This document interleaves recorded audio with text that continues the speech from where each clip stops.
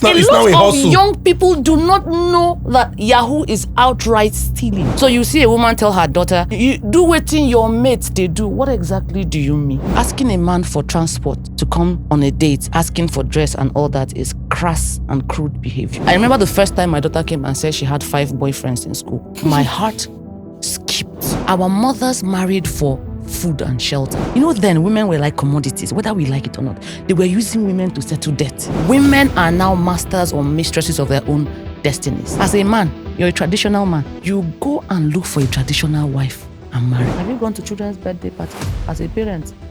I'll be blushing, my ears will be turning red. There's a scripture I take very seriously, that parents do not provoke your children to anger. A lot of parents provoke their children. We put our children in danger every day, and we see it as nothing. Maybe because of the money rolling in and the fame. So we have a lot of homes where children are taking the hard decisions.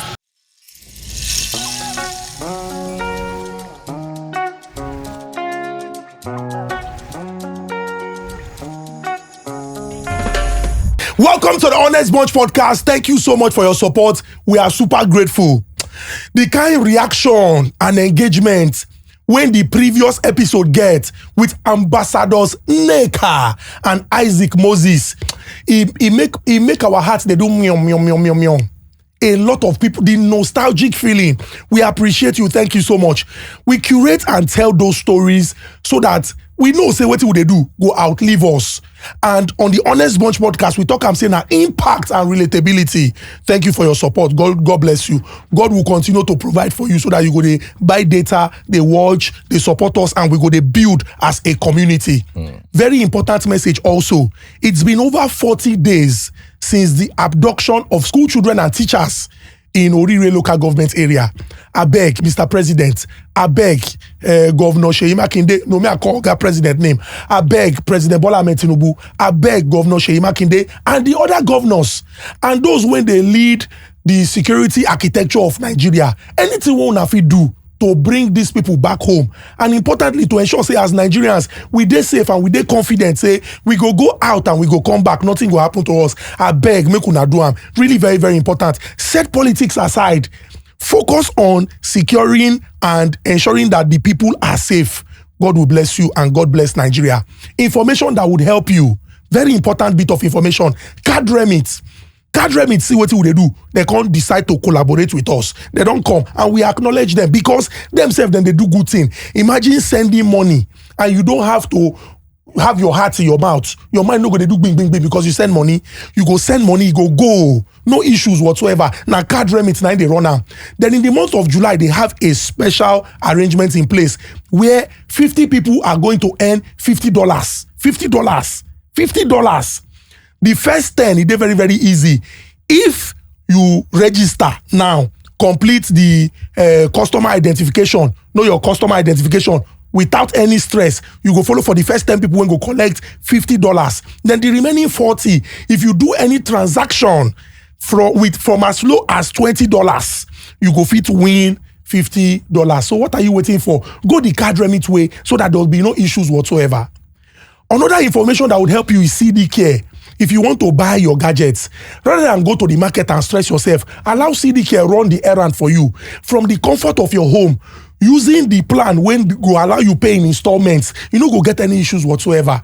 Then go buy the thing, carry and come deliver to you. They no go even add one single kobo to say, Shebi now we go the market, now we stress ourselves. No, they will stress themselves in your best interest. What are you waiting for? Take advantage of it. Ladies and gentlemen, make I not talk too much because I don't know the amazing quartet as you don't see my face. Our visitor is somebody who, if you go Garrison flyover for Port Harcourt, you ask who she be, her name they ring bell. Now person when they very, very passionate about young people and also about people learning new things so that they go and unlearn a lot of the bad things where we say they don't learn. This now woman when don't read book reach the point where we say, now that they beg her if she open book, they'll say, please, do you want smoke to be coming out of your head? The one you have already read is too much. Please, they're going to beg her. Now, lecturer for reputable higher institution for inside Obodo, Nigeria. Yes. And she they teach international relations. They interact with young people every day. Ladies and gentlemen, please make some noise for Dr. I will use the doctor to avoid Dr. Ella Chioma Ezeadilieje. A round of applause for our doctor, please. You're welcome. Thank you very much. Our videos, they go viral where we're for social media. I sure say you don't see our videos. Make we start with something when I believe, say, plenty Nigerians go put mouth inside. So I'll begin with a quote. This quote went viral, this week, and a lot of people had a lot of things to say. I would want to hear your thoughts. Now, popular Nigerian rapper, YC, and I quote, Nigerian society is no longer celebrating academic excellence. It is not even Yahoo culture anymore. Now we have a Pella culture. This Olodo uprising we are witnessing is terrible. It feels like we are trying so hard to accommodate ignorance so people won't feel bad. And now they seem to be the majority. The massive attack on Nigeria's educational system is alarming, aside from kidnappings and Boko Haram attacks. End of quote. I would like to hear your thoughts on this statement made by popular Nigerian rapper YC. Are you sure you're not setting me up for drugs? You sure? No, I know. Okay, did you hear that Nigeria has been delisted from the Mathematics Olympiad? What? Nigeria has been delisted from the Mathematics Olympiad? Yes, because our Ministry of Education could not pay to sponsor students to go for mathematics competitions. So these two statements, put it side by side. You will know the answer. Now, we are focused on entertainment. We are focused on views. Social media has become such a powerful tool, and it's making it crazier and crazier by the day. And Nigeria has gotten popular for making the wrong people popular and famous. Now, some people are lucky. Very true. Some people are famous. The question is, famous for doing what? It will shock you the reason why people get followers. And the thing again about social media, no matter how extreme or silly your views are, you would have people that will agree with you for whatever reason. Just come out, bring a very obnoxious position for cruise. You will see in the comment section people who will agree with you, either because they like you, so they don't want to argue. Some because they believe in you, and they believe for you to have this position, there's something that they don't know. They won't bother to go check it out. But their fave has said it, therefore, it must be true. Even when it's glaring that this doesn't make sense, you would always find people who will stand with you. So I saw that quote and I kind of agreed with it. I agreed with it because as an educationist, I have seen what these things are doing to our young people.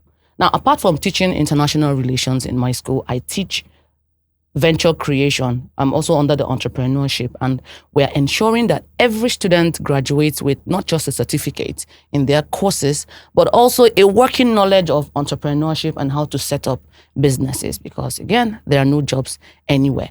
And when you're talking to these students, showing them how to use AI, how to use social media for business and all that, you will see that the idea they have is very, very different from the one you're trying to transfer. What they're thinking of is virality. What they're thinking of is how to make money quickly. And with monetization, social media monetization, it's getting worse by the day. People, okay, let's say you do something silly and your views go up and you're paid in dollars. You start thinking, if I could do this and get this, what more can I do in order to get more views? Very true. So it has become a competition. Let the most obnoxious win. Go to Facebook. You will see men and women with pubic hair. What they are doing. I'm like, don't they have relatives that will talk to them? Don't they have people? But they are showing screenshots of what they are earning. So this is their reason. And I will also blame poverty. It will always boil down to poverty. You're broke. You don't have a job. You don't have anything that gives you money. And in your mind, you've said, if this thing will feed me, why not do it? After a while, I would leave it. Because that's what most of them will say. Let me just gather followers. I've seen some of them, they are now trying to legitimize. This is how you gathered your community. But you're not thinking, the community of people I have gathered with this kind of content, will they stay when I pivot? No. Will they stay when I now become sane? When I now start trying to do something different from what I have always done? It will shock you. So now we see some of them, opening up businesses. Meanwhile, in the comment section, people are saying, but no be waiting, we come here, come see with this. Are you done the sell fish? Are you done the sell crayfish? Are you now selling clothes? Really? That's not what they are there for. So I kind of agree with YC. We're making the wrong people popular, and now we're copying most of the wrong things. And that's why this year I told myself, I said, before we were keeping silent because we felt, social media, people know the truth. But guess what? We have younger children coming up. And if the voice of the mentally deranged outweighs the voice of the sane, guess who will be teaching your children values? These same people. So now we've begun shouting. We're shouting. Very true. See, We're not screaming. Doctor, value system is what I'd like you to talk about in this regard. I remember some gentleman in 2016 or 17, thereabout, had the best graduating result from Unilag. He had a perfect 5.0. The 10K guy. Hi. He had the perfect 5.0. And that was a feat because up until him, nobody had else finished with a perfect score. Perfect score meaning he did not miss anything. What did they give him? 10,000 naira. 10K. I remember. Now, I had the opportunity of meeting this guy, and I followed him to a telecoms company meeting. And I suggested to them, I said, give this guy a house in VGC. It can be a flat. Give him the house. Take him to Polo. Go and buy him a Rolex. Take him to Mercedes-Benz and buy him a car. Brand new from Mercedes-Benz. Do you know what you're doing? You are showing people that they can wear Hard Rolex work paid. Yeah. from graduating with good grades. Mm-hmm. You can own a house. Because right now, at that time, the generation of musicians that were out there, you see Wizkid, David, Burna, they were driving Mercedes, wearing Rolex, buying new houses. A young kid is sitting at home, looking at this guy. You know what it is? I finished with a 2-2. I know what it is to have a 2-1. I know what it is to have a first class. First class is a baby compared to perfect score because first class means you had 4.5 And above. and above. This guy had 5.0, no mistake. And then you give him 10K. And then the reward is he's going to go abroad to go and read more school. How do you get the message across to that young? Because I don't believe Nigerians are as stupid as we are made out to be. I'll tell you a personal story, and I want you to touch on this. I know a guy who wanted to travel abroad. Now they said there's a tennis scholarship. Do you know within 2 years, this guy learned to play tennis to the point where he could win a tournament to go abroad. His mission was just to go abroad. They say, this tennis, if he carry me go abroad, he go learn the tennis. Today he's abroad with his family. If a Nigerian can learn tennis to the point of being good enough to represent the country within 2 years, I don't think reading book is too hard for us. I don't think running a successful business is too hard for us. Me and you were having an argument the other day. I went online, I was talking about Nigeria, nobody showed up. 10 minutes later, we're talking about who is sleeping with who, and we had 1,000 people. As in, I struggled to gather 80 people, and 10 minutes later, we are talking about this person is sleeping with this person, and we had 2,000 people effortlessly. So, can we talk on the incentives? Because abroad, good grades are incentivized. Yeah. What are the incentives for a young person watching? He sees his brother write a letter to an Oyinbo and drives Benz. You want to now tell him to go and study book for 5 years so that he can get 10K? Yeah. Well, just like you said in the beginning, value system. Because the family, the nucleus family is like the microcosm. every society you see starts from the family. And what the family sees as values is what they would project to the outside world. Now, I was born in Jos. I always say this. And anybody you know that was born in Jos, the value systems are quite different. I don't know about other parts of the North, but I have seen the difference. I'm an Anambra girl, born in the North. So you could see that like two different factions are warring, my entrepreneurial side and of course, the very cool, calm, take it easy, very contented kind of lifestyle. And I remember growing up, the lessons that were drummed into us was that of hard work. You cannot have hard work without enterprise. As in, you cannot have a payoff without enterprise. Now, when it was time for me to marry, I had suitors. I would interview them because I know that the moment you cross our threshold, my parents would ask questions. And some of these people will not pass muster. They would ask you, first question, are you born again? Second question, what do you do? Then they begin to look at you, look at your lifestyle. If it does not pass muster, you're not going anywhere. And I also knew growing up that we were different. Different in the sense that my mother will say, Chioma, remember the daughter of who you are. It is not whatever the person does that you can do. You can't do it. They will tell you right from day one. So even as a grown-up, there are things I cannot do because one, my parents are still alive. I have people that hold me accountable. There are content that I will even post. Some of my family members will call me, Ella, this one, is it not too much? I would have to explain my position and why I made this post so they would understand. That keeps me in check. But now we have a lot of young people who are raising their families. We have child-headed homes. By child, I mean people under 18. They are the ones providing. The breadwinners. Yes, they are breadwinners. So you see a woman tell her daughter, you do wetin your mates they do. What exactly do you mean? What do you mean? Do wetin your mates they do. So your child will come back with a phone. You're not bothered. How did you get this phone? You're not bothered. Your child will refuse to go to school. And you say, leave him now. He no one go school. It was impossible to think about when I was growing up. Our value systems have changed. It has shifted. Then the reward for education was, don't also forget the society we're living in. Then there were more jobs. You could see that people who went to school are actually succeeding. They may not succeed to the extent of maybe other business people, but they had some measure of success. They had respect and regard in the community.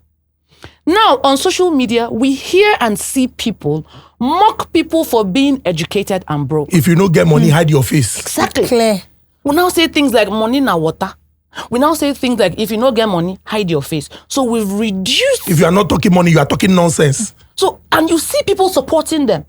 So tell the child that's going to school, he's seeing those things play out and he's looking at his future. He's like, if at the end of the day, this is all I have to show, this is my certificate that nobody values. Nigeria does not value it. There is nowhere I would use it. Why am I wasting my time doing this? Again, values. What are those things you see in honesty, integrity, hard work, diligence? What are those things that you hold dear? What are those things? I have kids. And the first day, something made me ask my son, my first son. He was like 12 or 13. I was just smiling. I said, what do you think of Yahoo? I expected him to say, oh, it's a bad thing. No, mommy. He was like, my heart was beating. I was like, have I not done a good job? I now realized we never sat him down to talk about Yahoo because I didn't know it was a conversation I needed to have. But don't forget, he has mates. And they are talking about Yahoo. And we have so euphemized it. We've so made it seem as if Yahoo is not stealing. As if it's not fraud. Now we've baptized it. It's now a lot hustle. of young people do not know that Yahoo is outright stealing. They don't know. My son, I was so shocked. I had to start explaining. I said, Bube, I hope you know that Yahoo is stealing. He asked me, how? Hey. Yes. He doesn't have a phone. Till now, he doesn't have a phone. He said, how? But mommy, they are just on the internet, I said, they're on the internet doing what? Even the kids do not really understand what it means. All they know is that they are pressing computer and money is coming out. Some of them don't understand how. So a lot of young people are walking around with misinformation, half information, even a quarter. I had to sit down and explain. Oh boy, they are stealing from people. They are pretending to be who they are not. And this is what they are doing. This is what they are doing. He was surprised. So, but I had to keep telling him. I was telling my husband, oh, your pikin no say Yahoo na bati. He said, what do you mean that he does not know? I said, we did not tell him. Nobody told him. So we have a lot of parents who are not giving these children the information from home. Parents who are not giving the children the information from home. I have a lot of young people I speak to in class, and you could see that we shirked a lot of responsibilities when talking. We are more interested in read your books. There are other things that are competing with the books you're shouting about. There are other things. You're not talking about sex. You're not talking about relationships. I made a video. I was asking my year 2 or year 1 class. Something happened. I was like, what is talking stage? Because in my days, talking stage wasn't a thing. It wasn't a thing, yeah. What is talking stage? They had myriad explanations. How long does it last? Someone says 1 year. Another person said 3 months.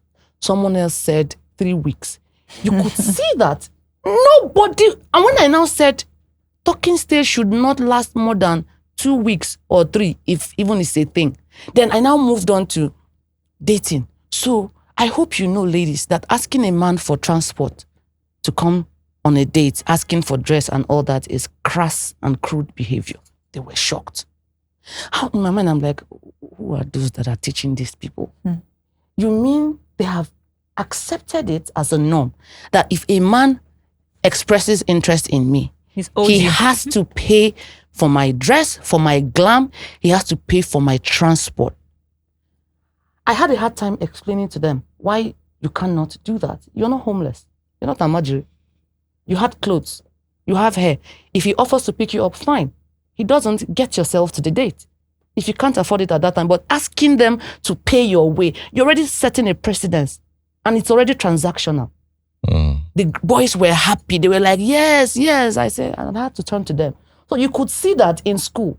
We are seeing the results of parenting. And it's not encouraging. I keep saying it. The problem isn't the children. It's not the children.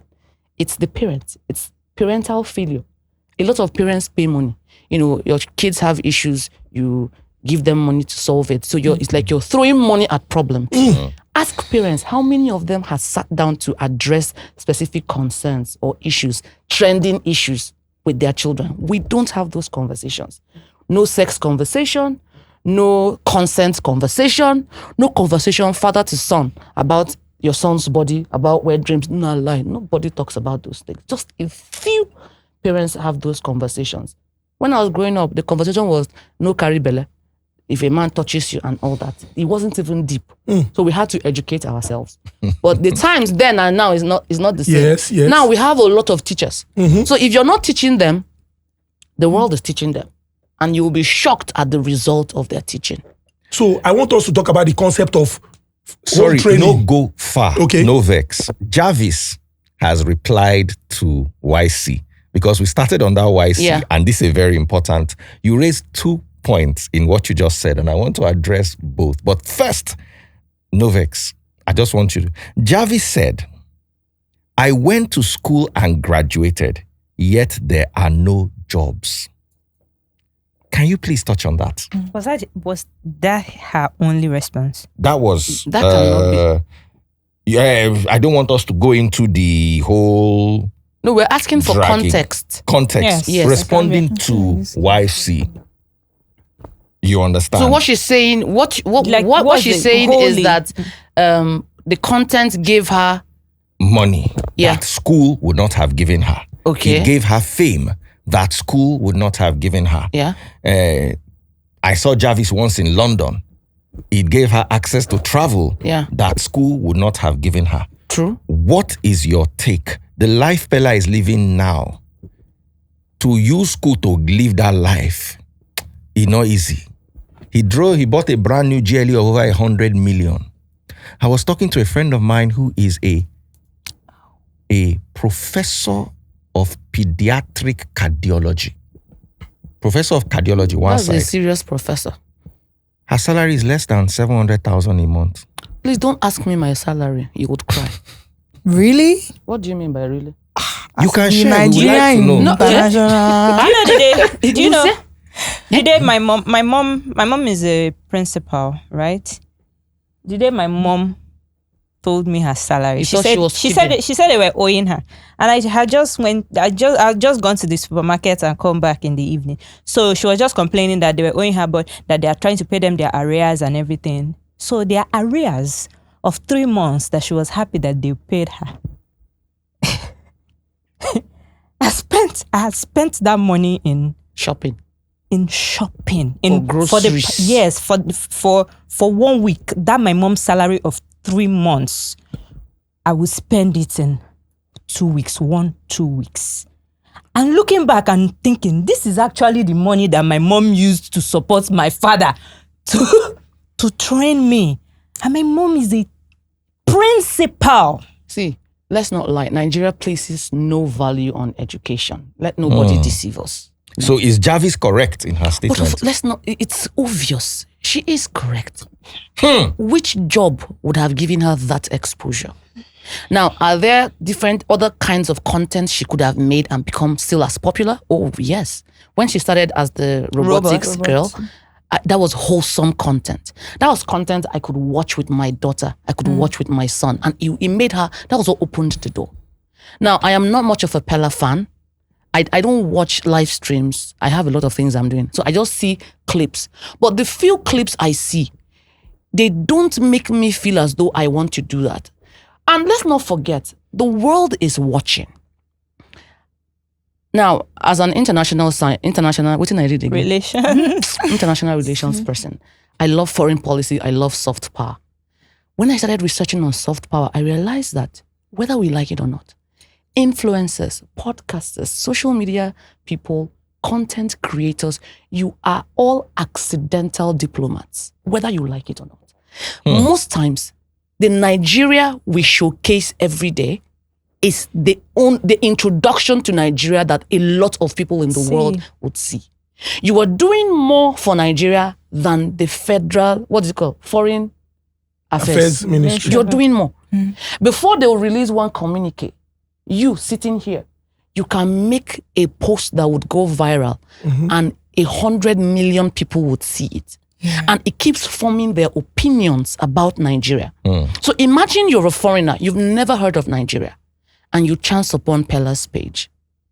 And, you will tend to judge Nigeria based on what you have seen. Now, he's young. I get that he's young. I also get that sometimes, I don't know, did he go to school? No, he didn't. He didn't. Okay. Now, as Jarvis was saying, I agree that education alone, because you can be educated and then the way you will do your content will be different. It will show. Your education has a way of showing. In the way you will do anything, if you like, sell in the market. If you're educated, the way and manner you would sell your market will be different from someone who isn't educated. It's as simple as that. So it will. But again, we shouldn't say because there are no jobs, we will now jump on every trend. We will now do everything just to get visibility. What kind of picture are you portraying? What kind of audience are you building? That's what's most important. But you also know that if you say educational content, how many people are consuming? No, I didn't say educational content. No, I said your education would show. That's what I'm saying. That's what I'm saying. Yes, inside your content. That's what I'm saying. There are also a lot of people that will argue that if you package a content in a way that would show that you're an educated person, people don't tend. And I'm going to give an example with our last week's episode. That episode was wholesome. As a matter of fact, if you've not watched it, you better go and watch it. It was wholesome. This is a couple that have gone through it. Yeah. The travel industry and everything. And I'm looking at the views. I'm like, are you guys not seeing this thing I'm seeing in this video? Because there's no controversy. Do you understand? Are you guys? But we've also had a couple come on this show. They will say a couple and they do stuff. And people went to watch it. They flooded the comment section. Those people too were educated. They went to school now in our own whatever. They went to school too. So are you not also going to accept when people say that, when people argue that it is the viewers, it is the people that patronize that are the actual problem? Well, I think it goes both ways. It's not just content people are performing for the views. Let's say you do A and you gauge the reaction of people.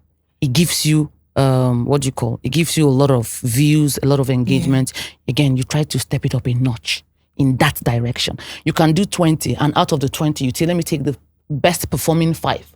And guess what? The best performing 5 are the ones that you've gone crazy, you've gone off script. And I get it. What I'm saying is, as a content person, I try as much as possible not to allow my audience determine what I would post. Because at the end of the day, life is per head. True. I know where I'm going. Where most of these people, it depends on where they are going. If they have anywhere they are going, depends on where they are going. I have a vision for myself. And if you go to my page, of course, you will see some low views. There are content I will sit down, rack my brain, write it, come out, 14.5 views. I take it out like, okay, it's fine, but this is something that maybe one day they would come back to see it. Something that my children, then somebody will now message you out of the blues and say, Ella, that video you did, I watched it, it did this, it did that. I'll take that as a win. So if it changed or helped one person, I am good. But again, I also think hunger politics, when you're hungry, it doesn't really allow you choose. Maybe because I am not hungry enough. I have other things I'm doing. The reason why I love being an educator because it's my choice. I wasn't forced into lecturing because I know see work. No. Now me go find lecturing work. Because I believe that Nigerian students deserve the kind of lecturer I will be. And I remember my time in the university, it was so stressful. The lecturers were doing too much. And I promised myself, if I ever find myself in this position, I will never do what these people are doing. You have the God complex. Make school sweet and easier for these people. And they will enjoy education. That's exactly what I am doing. But I am also able to enjoy it because I have other sources of income. I have other things I'm doing that are giving me money. Conversely, again, I now know why our lecturers were so wicked and angry. Those guys were broke. Those guys were hungry. Because I look at some of my colleagues, I'm like, if this salary is what you as a man, you're depending on to feed your family. And they don't allow you to say handouts. Handouts do not exist. It doesn't exist. It's a private university. I'm just saying. That's what I'm saying. I'm looking at the example that you have given. It does not exist. So the best way is to have other things you're doing so that you can do your job, add the money to other things. So I've spoken to a lot of people. I'll say, for you to enjoy this job, you have to have your money coming in from elsewhere. You can also package these things you're teaching in class, package it as products, digital products, and sell. I know a few teachers, secondary school, primary school teachers have said, leave the regular classroom, do your classes online. Go to some schools, go there 2 times a week or 3 times a week. Have 3 or 4 clients that you do home lessons for. There's a teacher I know in Port Harcourt. She does only Jolly Phonics. Only. That's the only thing she does. She has clients and she has a very long waiting list. Now she's making more money than she ever made as a regular classroom teacher. So it's about revolutionizing the way you think and the way you present your product. So for me, why I was talking about education is education gives you class. It gives you a better way of doing things. You may not get popular immediately. You may not get the rewards immediately. But in the long run, when you look back at your body of work, you'll be proud of what you have done. Your children can build. What if you die today? And the only thing they have of you is the content that you have built. I want us to talk about the concept of home training. Growing up, the first thing that comes to mind when people say that person no get home training, I say the parents failed in raising that child. But if we go back to your initial statement, it is clear that there are some very important life lessons that our parents, maybe out of ignorance or they just don't know how to have that conversation, don't teach their children. For example, you are taught, be respectful, don't take what doesn't belong to you, face your studies. But nobody wants to talk about sex because nobody taught them. our parents also not really Nobody you know go taught teach them. what you don't know now. Nobody taught them. So I want us to discuss that concept, and I want you as somebody who, you know, a lecturer and who also interacts with so many young people to talk about those important things that parents in this generation especially must begin to focus on now, looking at the entire concept of home training. Not be until if that pikin dey pass it, they greet well in parents train them well. Not be only that one go just be say the pikin get home training. Okay, well, in the concept of home training, you know, when I was younger, I used to blame my parents for a lot. But now that I'm a parent, see, let's not lie. Raising kids, one of the hardest things you could ever do in your life. Raising kids. And I'm trying to remember the child I was. My parents saw Pepe. They did see Pepe. They tried. And every parent wants their child to do better. Every parent. There's no parent that will have a child and say, my pikin no go better pass me. Everything they did, whether they did it right or wrong, the intent was for my child to do better, to equip my child for the outside world. And that's why they will beat you first and ask questions later. They also want to teach you that life is not always fair. Life will always beat you down. But that's by the way. When I was growing up, first of all, as Christian parents, there are words that cannot be used in the house. Till today, I can't, except we're playing, I can't tell somebody, get out, idiot. They will beat you into the ground. Get out. I'm not saying those other worse words. I mean, get out is an insult. You cannot fight your senior. You shouldn't fight, number one.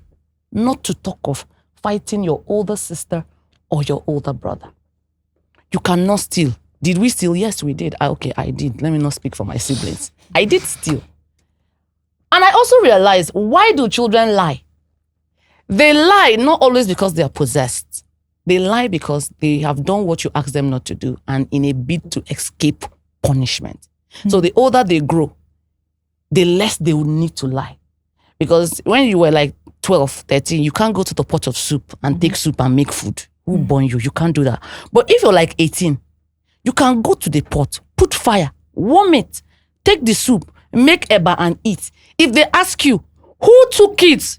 I did. Reason, they believe you are old enough. You were hungry, so you took food, you didn't steal food. I didn't have any need to lie.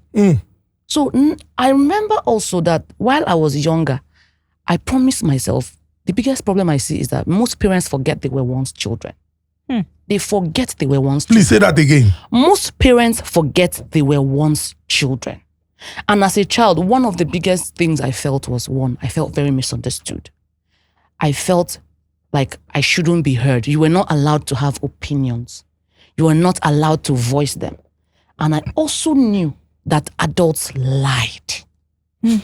Oh, tell me an adult has never lied against you when you were younger. And your parents will not believe you because they will ask you, why should he lie? To me. Why should he lie? It was a very Case in traumatic point, experience. I was in Methodist High School in Jos, and my English teacher hated me.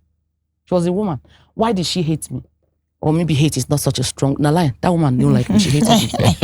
You know, I was one of those students, I was very precautious, and I learned English very well before coming to school. By the age of 8, 9, I was reading James Hadley Chase. So you can imagine. By 8, 9? Yes. Wow. I was reading James Hadley Chase. I was reading all those books. So my brain was on fire. Now, in class, JSS1, she would do dictation. I would get 10 over 10. Only me. One day, I got 9 over 10. And as bold as I was like, ma, okay, when she now did the correction, she wrote technique. TECHNIQUE. She wrote it as TECHNIC. Technique. That was wrong. Of course, I was young and stupid. Ma, she said, yes, what is it?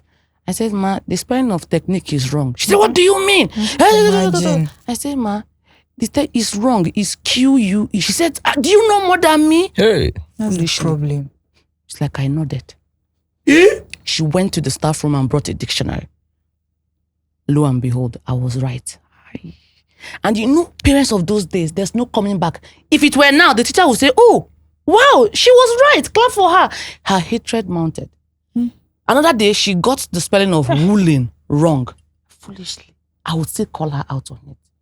So after a series, I was a very playful student. There was a time they needed to invite my parents to school because the woman mounted an attack. She went to report me that I was very playful. I don't come to class, English class. If you say math class, I will agree. But English. So when my father came, this woman stood in front of my father and concocted lies. She said, this girl, every time you will see her with boys, it wasn't purely a lie that they see me with boys, but the reason... She was exaggerating it. Exactly. She exaggerated it, made it seem like I was a truant. My father started mixing me from school. The beating I got because of that woman. And nobody asked you to explain. You're trying to explain as you're opening your mouth, you're collecting because A teacher. everybody, yes, why will your teacher lie?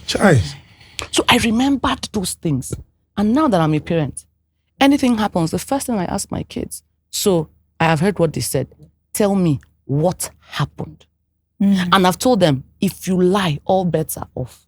Anywhere you see me, anywhere they call you, I will come running, provided you are telling the truth. No matter what happens, always tell the truth. So the home training started from home. You don't lie, but children will always lie. They will. Don't say my kids don't lie. No, they lie because they want to escape punishment and they don't want to disappoint you. Children lie. So we are very, very intentional about ensuring that I repeat those things I loved about my parents' upbringing. Like you eat together with your siblings, you don't curse. My kids cannot say waka. Say it. I will. Okay. You will not be happy. You will not be happy. You will collect. Yes. But the home training, whatever it is you do from inside the house, that's the same character you will take outside. So by the time we see children outside fighting teachers, fighting, dragging girls, doing this, doing that, go back to the home front. Something is wrong in the house. Something is wrong. Home training is key. And this home training, people think that home training is beating. No, it's not beating. It is teaching and showing. And that's where a lot of African parents fail. You are good at telling. You're not great at showing. And children of these days, Gen Alpha will ask questions. You will explain. Mommy, you said we should not do this, but you are doing it. Children will copy what they see you do. True. You can talk from now till you're blue in the face. It is what you do that they would copy. So I had to also work on myself. You can't say because I'm an adult. Or your kids will ask you, why don't you want us doing this thing? You say, because I said so. That answer doesn't work anymore. It doesn't work. You would have to explain. Sometimes I go to ChatGPT. I won't lie. Because I don't have reasonable explanations. Why? Because this is what I was taught. They are supposed to do like this. You're supposed to do like this. I'll now go and ask, why should children do this? So that I'll have answers. Sometimes they will ask me questions. I don't have ready answers. I've also learned not to lie. Don't lie. Tell them the truth. Most times when they're asking you, they already have an idea. Or they know. They are waiting to see what you will do. Then when it comes to the boys and girls question, my kids are comfortable talking to me about such things because right from early, we started talking about our bodies. We started talking about boys and girls. They can be friends, age-appropriate information. So I remember the first time my daughter came and said she had 5 boyfriends in school. She was like 5 or 6. My heart skipped. And I remembered, okay, maybe it's you. Just calm down. I was like, 5? Wow, really? Really? 5? Who are they? She named 5 boys. They're your boyfriends. What are boyfriends? Say, mommy, you don't know boyfriends. Your friends that are boys. My mind. Let me not die before my time. This parenting thing is hard. But now, my daughter can come to me and say, the first time she told me she had a crush, I was afraid one side. Then on one side, I was so proud of myself that you have a daughter that can say something like this. So we're now talking. Because I also told her, I used to have crushes when I was younger. Most parents will not ever say that. They will never say it. They won't.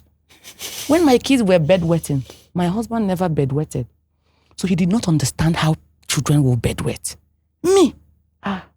They called me Oba. You know what, if you're an Igbo person, you know what Oba is. Lion is here. The Oba. I was bedwetting till I was like 16. Really? You can shout as you like. I'm not ashamed. Wow. The bedwetting till 16, not that I was bedwetting every day. You know how when it's stopping, you can bedwet today, you will not bedwet for the next 1 month. Then one day you wake up, your bed is wet. Now you. Of course, I always push my sister to that side and pretend it's not me. But we both knew it was me. And my mother will shout. She had that very shrill voice. The whole compound knew. Chioma na Anyu family. They all knew. They'll make you take the mattress outside and dry. How did you know? Then the urine will be dripping. So it's like the sign of your shame is there. Yes. They threatened to tie snakes on my waist. Nothing worked. They tried to stop me from drinking water. They even do deliverance for bedwetting. It didn't work. But I saw that gradually, the older you are, and as head girl, I was senior prefect. I remember when I go to my younger sister's class and they are due for punishment, everybody kneel down. She won't kneel down. She will sit down. If I conclude, why not? She'll say, if you make me kneel down, I will tell them that you are still bedwetting. I'll just walk out of the class and now send another senior to come and punish them because my sister is in the class. So imagine me telling my children this story. They were shocked. Like, Mommy, you? I said, yes, I was bedwetting. So it's not something to be ashamed of, but this is the problem. You cannot bedwet and leave your mattress, leave the clothes that you removed. If I punish you, I am not punishing you for bedwetting. I am punishing you for not cleaning up. Now, nobody bedwets in my house. But you know then, they used to shame us. And that thing dealt with a lot of our self-esteem. African parents don't care about self-esteem. What is self-esteem? Who are you to even have self-esteem? But now, I am very, very cognizant of the fact that a lot of us were timid because of the bashing you got from home. Your parents will curse you. They would insult you. They will talk about your height. I used to think I had bad dentition. See, No, that's beautiful. People are not telling me, hey, your dentition is so fine, because my brother and my sibling told me that I had the teeth like a dog. Of course, it was in fun. They were making fun of me. But you carry some of those things without knowing. So I thought I had bad dentition. The same way growing up in the north, if you're busty, people must have touched the bust. That's why it's growing. How else would your breast grow if it was not touched? And So it was like it was a perception. But of course. Then now, if you have big breasts in your class, they don't assume that, they don't agree that your breast can grow like this normally. For your age. Something must touch it. Someone or people are touching it. That's just the thing. So in class, I had the largest chest. So imagine at 13, 14, you were already wearing bra size 36. Yes. So I was an early bloomer. So you can imagine when my mother sees me. Now that I'm a mother, I understand her perfectly. When she sees me, fear, as in let them not see this girl and think she's ripe. My mother will wear me, this gown that has belt at the back with puff hand. She will make me wear socks and cover shoe to show people this is a small girl. Wow. Imagine wearing that thing with your chest like this. You are wearing cover shoe, black cover shoe and white socks, because she was afraid. And I grew up not liking the fact that I was busty. I grew up not liking it because the way people they find. It was later I realized that it was a hot commodity. You know how growing up in Jos, if you know those Almajiri boys, if you're walking on the street, they come in groups. And as they are coming, they are holding their plates. Then as they are passing you, one person will just touch you on the chest. Hey. Ask anybody that grew up in the north. They'll just touch you. So the best thing, it was later I learned, the best thing to do as they touch you, just be going. Just be going. Pretend as if they didn't touch you. Few times I have turned. One person just yes. Jesus. So my breast became a point of shame for me. Hey. It was very shaming. So if I'm walking, I'll just do like this. If I see them coming, I'll just cross the road. It wasn't until I got to Nnamdi Azikiwe University. In school, those that know me then, I would wear double jackets because I was always covering the fact that I had breast. I didn't want anybody to see them. I didn't want anybody to insult me or make me feel bad. I was covering them in that sweltering sun. I was wearing 2 jackets. I would wear big baggy jeans because I had body image issues. People made me believe that the way you look, there's something wrong. It wasn't until the day I wore skirt and top. Hey? Everybody in my class were like, Ella, you have fine legs. Why are you covering it? I now saw that girls were now putting socks and things in their breast to make it bigger, while I was looking for how to make mine smaller. It was then I began to realize that, what you have is actually an asset, not something to be ashamed of. It took me time. So imagine a lot of young people growing with body dysmorphia, growing with low self-esteem. They can't talk, they can't do anything because of where they are coming from and the perceptions people have given them about themselves. They carry it far into the future. You know, you mentioned earlier that you used to read James Hadley Chase at 8. Yes. And I know that James Hadley Chase used to write with crime. Yeah, it wasn't sexual. It was mostly crime thrillers. Even though the picture is always sexual. Yeah, that's what I'm saying. Yes. Yeah, I'll tear it out. A little romance. And I know that around that time too, there was Mills and Boons. Of course, Harlequin romance, Mills and Boone. Yes. Yeah. Since we're talking about parenting, how do you control what's the age range or bracket of your children right now? So my first is 15. He will be 16 in October. Okay. My last is 5. She was 5 in April. And you know that what a 16-year-old reads and what a 5-year-old... They're not the same. They're not the same. Yes. And there's also a tendency that a 15-year-old might read something and drop and leave, and the inquisitive 5-year-old will come up. So how do you control your children and what they consume? When it comes to reading and visual stuff as well. Funny enough, I am more concerned about the screen than the books. That's why I'm more concerned about the screen than the books. I'll tell you why. Have you met an avid reader? It's a struggle to get children to read. It's a big struggle. In fact, I used to give them rewards. You would read and then summarize for me to be sure you read it. So, and as a reader, if you have children, a book without pictures has a 5-year-old has no interest in such books. They can't even read yet.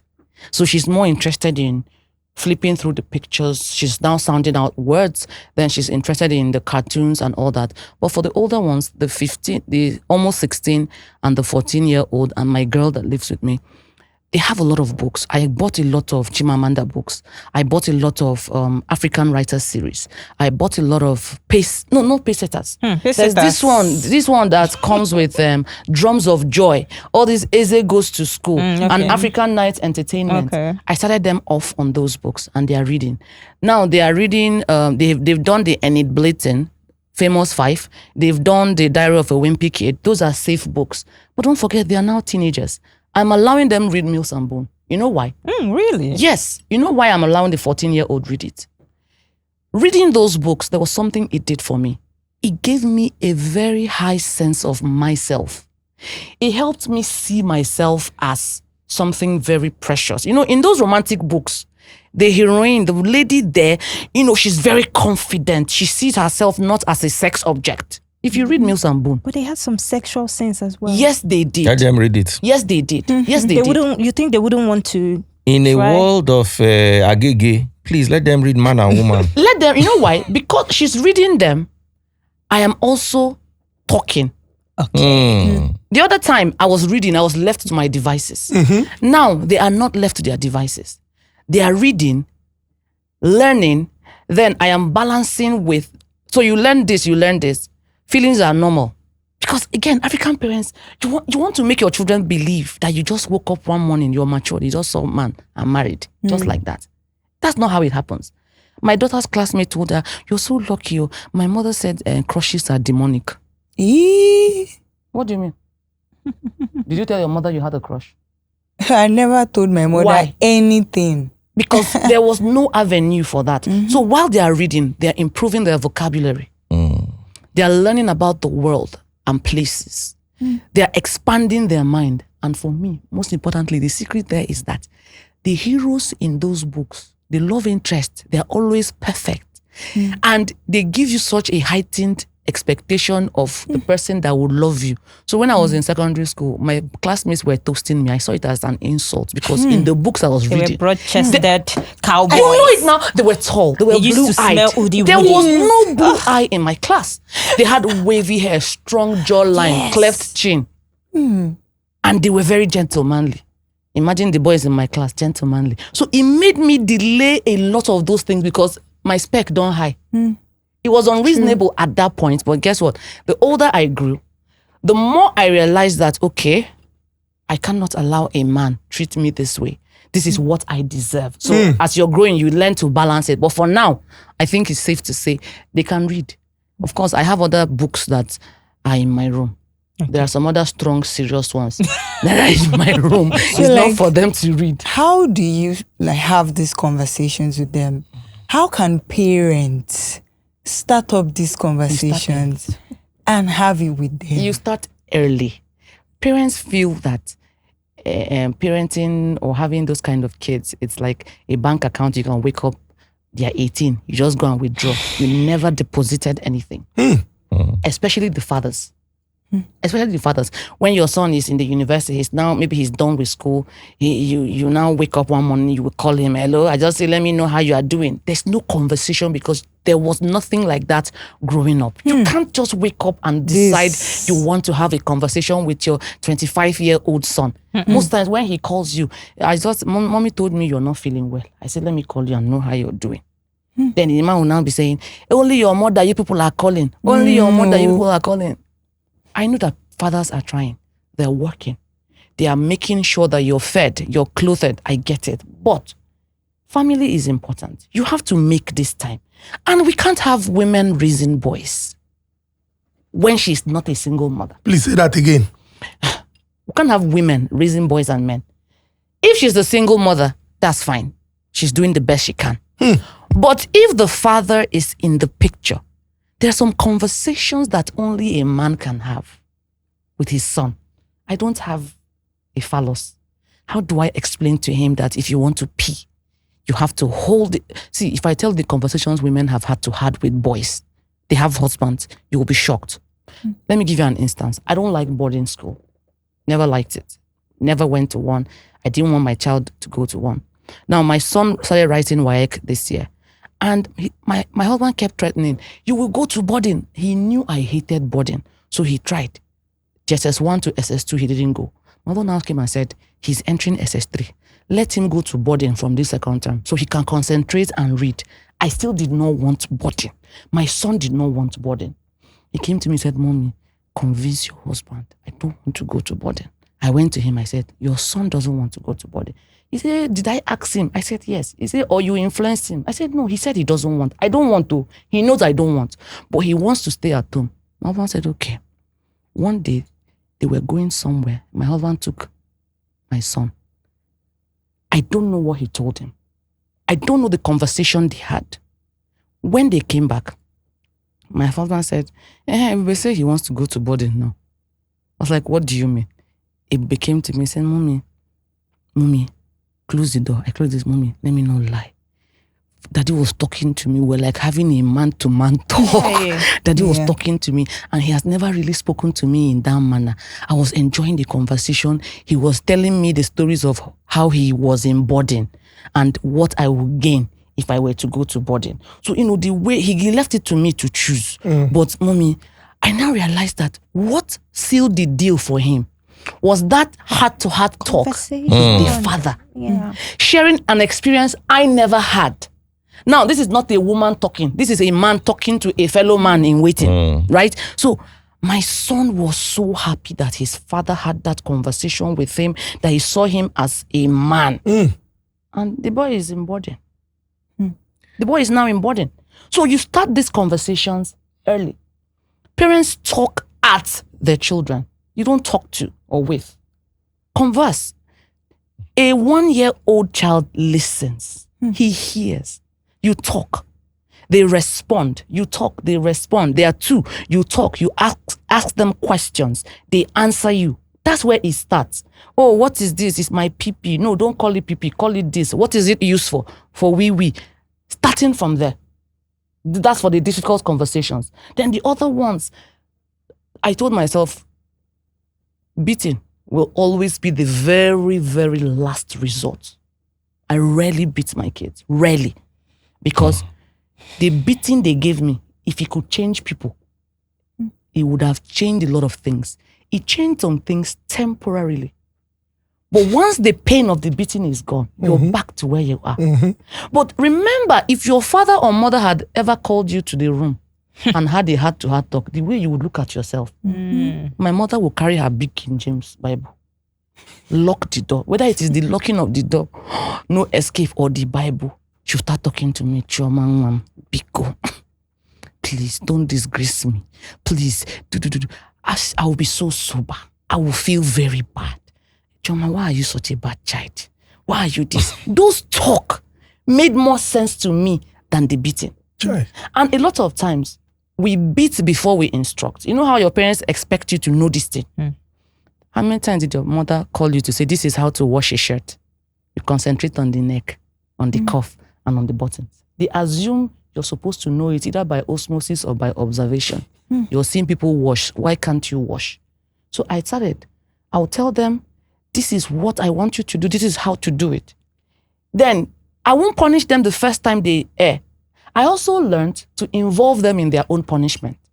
After repeated talk and teaching, I'll now say, okay, so if you fail, what's the punishment? At that point, they believe that they will not fail. So they are eager to say, Mommy, if I fail, you can give me 5 strokes of cane. If I fail, you can remove this or remove that. I'll laugh because I know you will fail. Now, when they fail and you come back to say, do you remember our agreement? There's a sense of justice in it. They don't feel as though you are loading it on them. They don't feel as though the punishment is unwarranted. Sometimes our parents will beat us for what our friends did. In case you have an intent of doing the same, they will beat you first before in advance. they ask. Yes, they will beat you in advance. See your friend any day, whim, they will beat you. So imagine for not doing anything. So those conversations, are they difficult? Yes, but it gets easier if you start on time. It gets easier because to get them to trust you, you must have shown that, one, I will never use my power because parenting is powerful. I won't lie. There was a day I was punishing my son and let me not lie. He's taller than me. He's big. And you know how he did something wrong and you're beating, he just stand like this. I'm like, certain wish did. If I had taken the anger in me to beat him that day, only God would have saved us. I had to pause and say, this one now is your ego that is entering this beating. It's enough. He knows what he did is wrong. And then, of course, we teach ourselves to apologize. African parents, we rarely apologize to children, even when we see we are wrong. You say, I left meat for you. Do you want bread? Do you want this shoe? Come and test this shoe. Will it size you? My father beats me. He used toningari, hit me on the head. A lump formed. When he saw it, he felt very bad.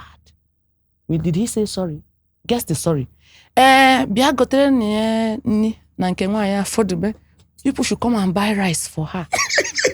I knew he was sorry, but he could not say ndo or sorry. It's like if they say sorry. If they say, me, I am the first to apologize. I'll tell them, sorry now. Sorry. In fact, right now, as I'm sitting here, I'm on the outs with my daughter because she collected before I came. So I think the pain for her wasn't in the collecting. It's in, she felt betrayed that her mother, her friend, see me begging her, Adeboku, it's okay now, sorry. She said, no, Mommy, you're no longer my friend. I said, I like it. I have friends. You have friends too. You're not my friend. I want you to know that when I'm serious, I'm serious. So she was not talking to me before I traveled. So I'm hoping that by the time I go back, her temper had cooled. In the meantime, you know that thing they gave us in the flight? I saved it for her. That's my first daughter. So now the secret is in, as I brought it, I won't give you to the last one, who is the rightful owner.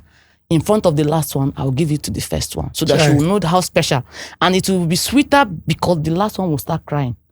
Mommy, you didn't give your baby. I'll say, for now, Ola is my baby. So I'm hoping she would forgive me. But imagine, when that thing was happening, I had this full circle kind of moment. I knew my mother never did something like that. You could see that they were sorry, but they never verbalized it. Just like, I love you. My father will say, thank you. You see, The other day I made a post. I said, my father never said, I love you. I don't know who sent it to my father. My father called me on the phone. Oh, Chioma, I love you.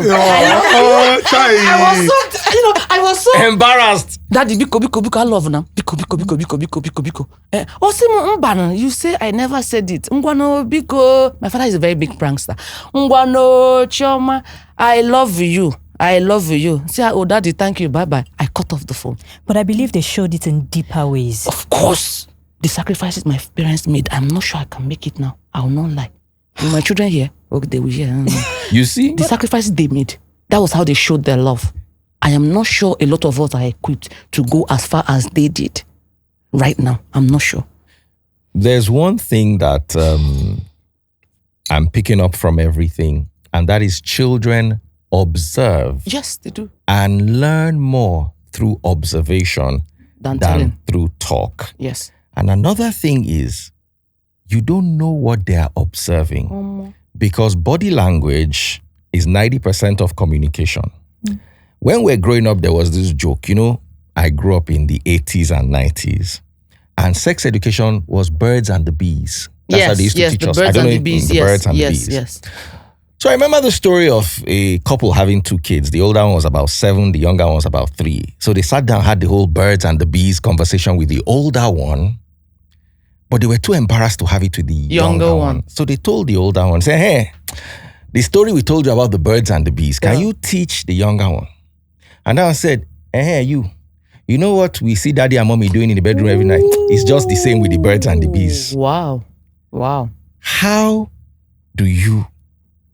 Hey, God. You go for And the parents had no idea. That the kids had seen them. By the way, let me cut you a little. If you have children in nursery, I am sorry to say, their class teachers know all your family secrets. Hey! Just to know it, I'm just telling you. The class teacher will call me sometimes to say, oh, we are sorry, we heard you're not feeling well. Who told them? Oh, you're having a party? Huh? Oh, the grandfather died? Huh? And these are things we did not call the kids to tell. We didn't call them. He said, do you know my mother is Veronica's daughter? Do you know that my daddy used to call my mommy babe? Babe. The teacher would tell me that, in all honesty, some of the secrets these little children spill in class, that if the parents know what they know about them, they won't even show face in school. They won't come to pick them. They will send somebody else. Kids that caught their parents having sex, they will come to class and say it in class. How do you even cope? I have been very lucky. I maintain a locked door policy for my bedroom. And you're not allowed to enter my bedroom without knocking. My son jumps at the door. But I think we managed to get him out of it. I cannot say it was grace of God. It was grace of God. Because there were some very near misses. But you, as a mother, how do you? Because mothers, sometimes children want to sleep. From when they are young, you're sleeping in your bed. You're not sleeping in my bed. Yeah. It's firm. There's not, unless you are sick, then you can't sleep in our bed. I don't, and my wife likes, let him come and sleep in my bed. No. So that the day the father says he wants to do something, the son now starts feeling, you are chasing me out. No, it's not his rightful position. Yes. Let him go to his bedroom. Yeah. You are not his wife, you are his mother. It caused a bit of a friction. But I want you, from your own wealth of experience, how do you deal with it? Just like you said, when I was growing up, our parents' bedroom was a very sacrosanct space. Jesus. I can still remember, to enter the door, you would knock. Now, even when you're supposed to arrange the room, you're arranging it. If we lie down on the bed, there's this feeling of, wow, we're lying down on mommy and daddy's bed, because they made that bedroom. I'm not saying that they were intentional because of, it was just the way it was. They had their room, mommy and daddy. That's how it was. Now, in my house, the same thing. Where my kids were born, our house was 2.5 bedroom. I won't say it's 3. The third one, on Aquarium's house, the third one is not a real room. They just added it, so it was falling apart. So we just used it to pack a few things. So we had a room to ourselves, then one room for the children. I have never slept on the bed with my husband and a baby. First of all, my husband would not sleep. He's afraid of, flattening the baby. Second of all, no, I want the baby to be independent. Because once they start sleeping with you, they become very dependent on body heat, rhythm, that they won't fall asleep until they are on your bed. So we don't do any of that. They've not been able to catch us Simply because So far, so good. so far. I think my daughter nearly. I'm not even sure my husband can remember this. She was maybe like 5 or 6. She nearly. But you know, when you have very smart parents, the moment the door did, boom, you just jump. And you're like, you just jump.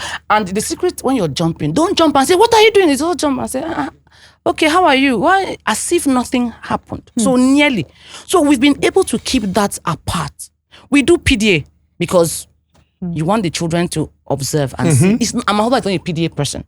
But over the years, you know, he has softened that stance and he can come and say, babe, how are you? My children will be like, come on. Oh my God. Oh, ew, that's disgusting. But they are smiling. We like that kind of disgusting. We like it. So if your kids are not saying husband and wife every time, check, you're not doing it very right. They need to feel that it's you against them. So now in my house, my kids are always saying husband and wife every time you leave your children and go out. My husband at the beginning, he didn't like it. He wants to carry the children. How do you carry children on a date? How? Why? Are they dating me? Are we married with them? You get. No. So we'll go out. He will say, let's buy something for them. I'll be like, no, let's not buy. Let's just eat it. So at the beginning, he will buy suya, buy this. After, he will buy the suya when we get to the car. And once we enter the house, I'll force him, we'll eat it by ourselves. Then in the morning, when they are cleaning the car, they will bring it like evidence. So you people bought suya? Yes, we bought suya. What's the issue? So for now, nobody don't catch us. We try as much as possible. Knock. It's common manners first. Knock. Your parents' bedroom is not your playground. Oh, my parents' bedroom was my bedroom. No, for us, it's not. I used to for the sleep younger ones, for the 2 younger ones, they play. Once it is time for, everybody out. Before you enter, you will knock. We're still working on that small one. She's her daddy's favorite. No, I used to sleep. If anybody will catch us, Is that it will one? be Aquarica. Yes. Now She will be the one. there's Sorry, biggest I used to- conversation. I used Sorry, to- before you go on what- I used to onto- sleep in my parents' bedroom, but I used to wake up in my bedroom every morning. They'll carry They'll you. carry you. carry you. People ask wey your their question. parents I'll get ask bedroom. after. I cannot even relate to this conversation.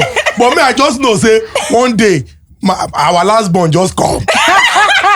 Because your people are talking about bedroom. Husband I'm like, material. what's bedroom? Husband material. Bedroom. Husband material. First Please. man slap you. Let's not talk about how my mother blessed us with another baby after 17 years. I was in the university. Embarrassing. That's After 17 years.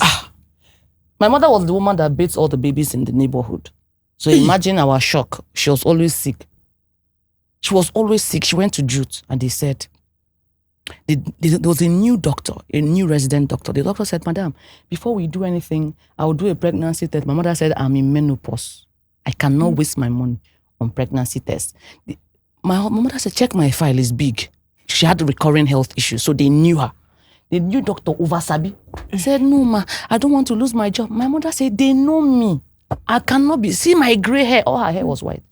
The boy insisted and said he would pay for the test. This was like 100 naira. The guy did pity.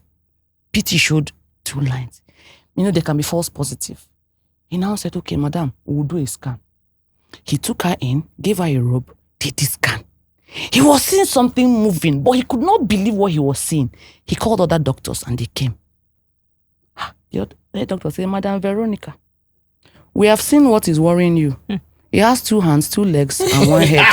And you will be okay in the next 4 months. She was 5 months plus gone. What? She didn't know. Somebody that is her old. I said I was in the university. She now called us. When we came back, she called us during morning devotion like this. And was telling us that, you know, God has a way. You know how they used to call God? Yeah, it's the wine God house. has a way. First of all, we were shocked that our parents were having sex. Like, why? You know, now that you're older, a lot of things are clearer. Because we're thinking, you guys are too old to be doing this thing. How can she be pregnant? At what age? How? The last born is 17. So she born. She born the pikin. I wasn't ashamed, maybe because I don't have the shame gene. I was just happy that there was a baby in the house. That baby is now, she just born and, you know how she go born and dump and for now. Nothing concern her. Now, baby, be that. Yeah, we took the boy for BCG. We took the boy for everything. We'll go there, the nurses will be telling us, teenage pregnancy. Because the nurses thought we had the baby. So it was very, very, sex in the older ages, it was somehow. But we never caught them. That's what I was trying to say. That's what I'm also shocked about. At that point, We she don't wasn't get- well. She no vacated their bedroom. bedroom. So she was staying in a room with my sisters. So how? When? Where were we? Where were we? Sharpshooter. So like How? the bedroom separation for children, at what's like the realistic age where it should begin? What do you mean by bedroom separation? The whole no, don't enter our room. You will knock. Because you know when Babies are very smart. As long as they start walking, just start reinforcing it. Just Knock like before saying, you enter. say thank you. That time when I'll give my child something, you collect. I say thank you. He was barely a year. The day he said, thank you, I was so happy. But most times we delay training because we believe they can't understand it. It will shock you. Those people are very smart. They are very smart. Just say, before you enter, knock. Before you enter, knock. It will take some time for it to go into effect. This is the long-term thing. It's not something you start today and expect results by next week. what about sleeping?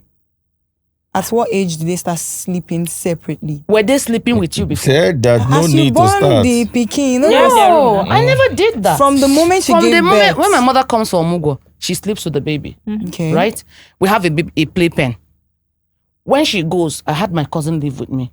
Maybe that's part of the reason too, because sometimes you don't have the support. If you don't have the support, even if the baby is in the room, let the baby be in an independent bed. Bed. So the baby can be in the room. Because again, I'm trying to be realistic. I had Chinenye. Chinenye was in the room with the baby. The baby was in the cot. I was very insistent. Put the baby in the cot. Not after putting the baby on the big bed. They get used to the big bed. You now want to cook them up in the... Let me tell you. They will protest They too. are tabula rasa. They come empty. Whatever routine you set is what they are going to follow. It's as simple as that. So put them... If they cry, bring the baby, feed, burp, do everything. Put the baby back. Put the baby back. They would, Protest protest initially. for some time, but they will get used to it. Yeah. Also, You at see, what talking point, about okay. sex, sorry, I was waiting to ask, and this is a very important question. When we're growing up, sex was, don't get this girl pregnant for That's us all. boys. That's all. And for girls was, If don't boy get carry pregnant. belle.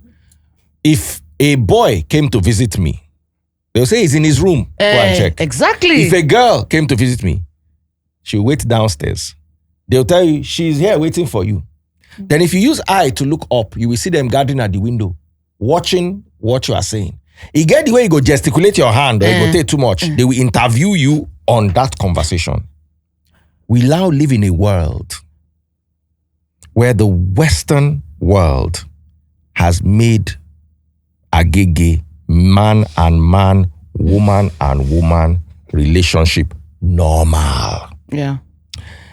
And they are teaching it in schools as normal because they don't want your children to segregate against other children. Even if they are not teaching it in school here, Yes. the movies, They are watching. They there are are great integrating it. cartoons. They are integrating it.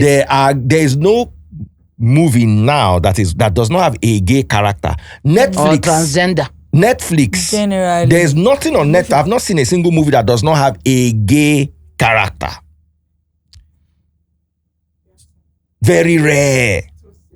That's Western No, he world said, now. he said he has world. not Very seen. rare. Not He said that it Western, does not he said exist. Western. now, not It's here, very Western. rare. Very real. True. It So has we become are an stuck oddity. in a problem where, because at a point I was worried about one of my kids, but then the particular child now started having relation. I've never been so thankful, relieved. Oh, that's the person you are dating, and it's opposite sex. I close it. I say, my wife, I say, normal. You are too young. You are not too young. Date.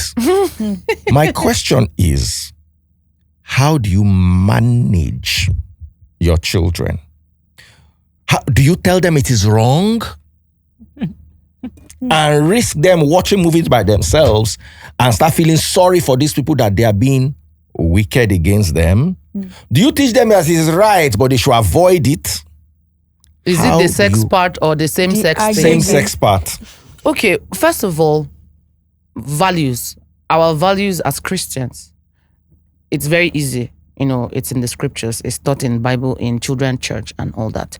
But we also have those conversations because you cannot hide your head in the sand and pretend it does not exist. Guess what?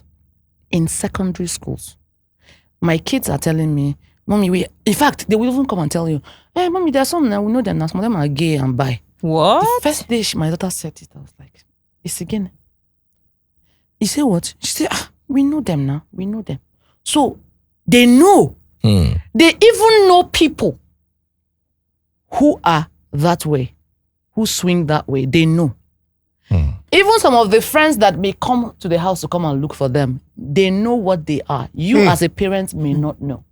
But it's about equipping them, telling them, oh, and don't forget, most of those children have been exposed.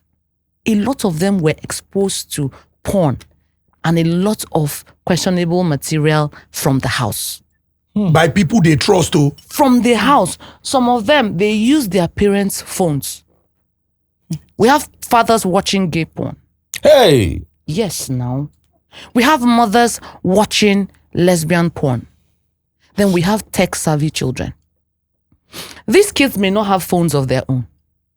In fact, I started tailoring my content when I realized that we had another set of watchers that are not captured by Instagram or Facebook. We are not capturing children, teenagers who use their parents' phone to access your content. We're not capturing them. So maybe the mother is 40 and you're doing content believing that your insight is showing you that most of your viewers are 40 and 45.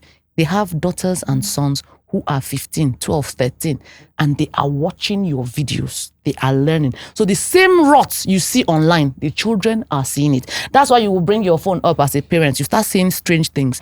Your children have gone through those things, and the algorithm is thinking, it's you. So most of them, I had a friend whose daughter went for a sleepover. I am till no sleepover. Me too. See, the parenting of 15 years can be undone by one night. One night sleepover. Oh, Mommy, one sleepover. Let them sleep in their houses. You'll see in the morning. It's as simple as that, because I don't know your parents. I don't trust their parenting enough to put my child in your house throughout the night. Now, so this particular child, a friend of hers, primary 6, they went for sleepover. Her mother is a lesbian, or whether she's a bi, I don't know what she is, but she plays with girls. And the child had peeped, had watched. I don't think the father is in the picture, if I remember correctly, or the father is away. I can't remember. But the girl learned and was busy teaching other primary 6 girls. So this girl went for a sleepover and this thing happened. She didn't tell her mother. So it was another child who told her mother. The mother now called my friend and said, your daughter went for that sleepover. Ask her questions about this. Sure. So she called the girl and was asking her. She now made her believe that she already knows what happened. And was, you will now guilt her into, Jesus did it. She started crying, Mommy, I was not a monk. She said, let us do. I refused. I told them I want to go and wee. So I entered the toilet. Before I came out, they had paired up. Primary 6. Primary 6. Hey! Paired up. They had paired up, primary 6. So the girl has that queen bee attitude. And you also have to watch out for your children's friends. Yes, now. Yes, now. I can change my child's school because of a friend. I can. Because parenting is no joke. Yes. One bad friend that your child loves. So when I'm talking, I tell them these are the things, these are the issues. I don't lie. No need of lying. It's everywhere. And let me tell you, how many of us parents, let's be honest, take time to watch all the cartoon from the beginning to the end to ensure there is no questionable thing. Nobody does that. Okay, let me not say nobody. Is it my People children read. that watch Korean movie that I want to be watching the Korean movie with them? The Korean, yes, because before I used to say, stop watching later. Now I'm like, have fun. Anime. Have fun. Have fun. But with the knowledge. My son was always watching snakes. I was like, Aisha, I'll not take you for deliverance. He said we should call him his nickname. We should call him Snake Boy. No, you're not Snake Boy in Jesus' name. But I realized that he just has a love for snakes. Anaconda, then sharks, megalodon. He will tell me about boa constrictor, python. In my mind, I'm like, I'm an Igbo woman. My ancestors will not be happy with this thing we are doing. But again, what's the alternative? What's the alternative? You want him to develop interest in things you can't control. So I'm like, yeah, When he was doing birthday cake, he said we should do anaconda cake. Yeah. I said, I cannot do it. What I can do is jungle, forest. Let's do Amazon jungle cake. There are no snakes inside. But you know that snakes can be inside Amazon. But we're not going to do. How can I explain snake? When my mother sees it, I'll start explaining snake. So Nobody will eat that cake. it's difficult, but you have to be honest and ensure your values are at the fore. What are those values you've been teaching them right from when they were younger? It is now you begin to see what it means or how much they have taken to it. But at the end of the day, it is when your child leaves your house, That's when you will know whether your home training worked. That's when you know. Because your kids can pretend right now. So my daughter said, Mommy, your son is really a good boy. I said, what do you mean? She said, in school, people come to him for advice. And if you see the way he has that big brother role, he protects the girls, he does this, he does not bully. I'm like, okay, at least my heart is a bit. Because these bullies we're talking about, na person born them. Yes, now. Yes, now. So it is when they leave you, we will gauge and see truly. Like, I didn't know that my home training worked. I thought it didn't work because when my mother was beating me, I was planning how I was going to go to the university and scatter myself. As in, I was going to wear trousers, I was going to go for parties, I was going to do this, all the things I was not allowed to do. I got to the school, to the glory of God, 4 years in the university, not one party attended, not one club attended. Even the fornication, I thought, okay. Not one party attended. Not a lot of fornication attended. Don't say not a lot. No, I did not. Not much. I did not. Sprinkling of fornication. You know why? My mother told me, Chioma, what others will do and go free, you will never go free. Yes. Don't My try daddy always tell me that one. My mother told me. Don't try And you would to. think it does not enter your head. There's some things you want Don't to do. try You it. will like, I'm Jonah. During my own time, there was no Yahoo. This boat will sink. Let me just stay. It But was she told me, 419. if I get pregnant and I try to abort it, I will die. And you know, my mother was very serious. You will kneel down or she will lay hands on you. And you will say amen. So after saying amen, I'll now want to come out. I say sometimes when you are almost crossing the line, you get to that line. Beg, I never want to die. I don't have power. Beg. So it is when you leave, you will know whether those things really entered. And believe you me, they entered. I think a lot of people don't understand that parenting is a process. Oh. For many people, it is once they call me daddy, once they call me mommy. No. But you don't know that, it is more about raising, nurturing, supporting, everything that has to do with the child's physical, emotional, social. If you fit to spiritual, enter inside. We're so cooped up on the money aspect, on the financials. Let me just provide. Once I provide, they have a good house, they drive a good car. You're not thinking, am I raising the next serial killer? Does your child have empathy? Does your child have respect? I met a woman and the son of like 16 was looking at me. African mother. Good morning, sir. He didn't answer me. I was waiting for the mother. The mother say, don't mind him, he's having a mood swing. Wow. You know, I don't really force them to greet when they don't want to greet. It's like, okay. Another person came to my house. My kids were like maybe 8, 9. And afternoon rice. It's concoction rice. No meat. I cooked the rice. They entered. I gave all of them rice. The children opened it. Mommy, no meat. The mother said, I know the Ella. I said, no meat though. I can boil egg. They say, they will not eat it if there's no meat. I say, yeah. When they get home. My daughter was looking at me like this.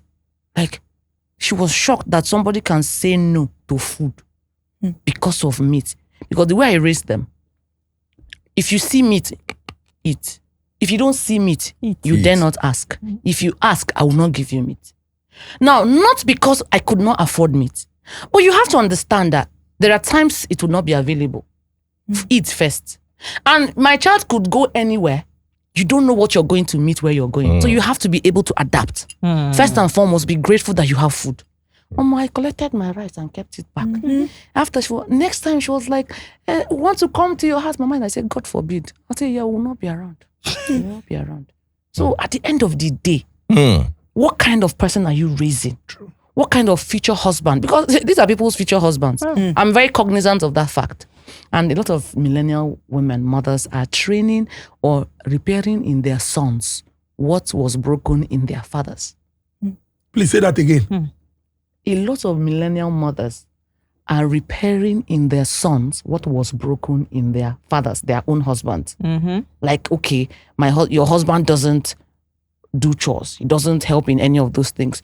You become very intentional. You are somebody's husband. You will do this. You will do that. For example, now, once my son finishes work, he will do 1 year gap year because, this federal government age requirement. They said you should be 16 by 30th of September. My son will be 16 on the 5th of October. 5 days. Chai, and you are not a wicked person that will go and swear affidavit. I cannot do that. But we have some people winning election here with that certificate. Everything now has been digitalized. Chai. He has name. He has all those things. So to go and swear affidavit and pretend, it's very difficult now. I get you. It's a good thing that you have parents who are doing the right thing. Guess what he will do? He will be the one cooking.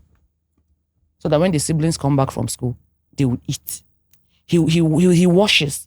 So my husband is quite domesticated. But I have also seen that there are other things. For example, saying I love you. Me and my husband, we had to learn it as parents. We weren't doing the I love you thing. Nobody did it from Anambra father tell you I love you for what? When he can buy you shoe that you can grow up to in the next 2 years. So we had to be very intentional about I love you. Now I love you in my house. It's like ringtone. Love you as you're going to school. Love you. I love you. In my mind, sometimes I'll be looking at my family. I'll be like, oh, me shouting, I love you. The first boy that told me I love you, I nearly cursed because it was very special. Last, the boy did not really love me. But, the mere saying, somebody telling you, I love you. And from the books I read, once they say, I love you, they meant it. Not Nigerian boys. Nigerian boys. Another thing you raised earlier on, and that was women that will not come and visit you unless you pay their transport money. I want us to bring it back to home training again. Because where did these girls learn it from? A friend of mine, Chris, an actor, he works in Canada, came to my life one day and said he had a girl, Wimbo girl that he was dating. And the girl was like, I can't come and see you because I don't have money. The guy said, no problem. Get an Uber. I will pay. The girl broke up with him. Sure. That how dare you think that I cannot take care of myself? But you didn't have money now. So why did you say you don't have money? She didn't see it as his responsibility. As his responsibility. Yeah. See, you see that conversation is deeper than you think. We are in a patriarchal society where women are taught that men will take care of them. When growing up, they will tell you hardly see men or parents telling their sons, is this what you will do for your wife? It's always business, money. For the girls, the conversation is, so when you get to your husband's house, this is how you will behave. We don't tell the boys when you get to your wife's house or when you marry, is this what you do for your wife or your children? We don't do that. So we've already positioned the girls to believe that they are to be taken care of by the men. So when they begin to live out that conviction, we get angry. They are living out the conviction. Now, there is something I also want to ask. When do you think women were allowed to open bank accounts? Globally, I'm not talking of Nigeria. When do you think women were allowed to open bank accounts independently? As in, without being overseen by a man or supervised by a man, or without being accompanied by a man, either the father, the husband, or the brother to the bank to open the account? Guess.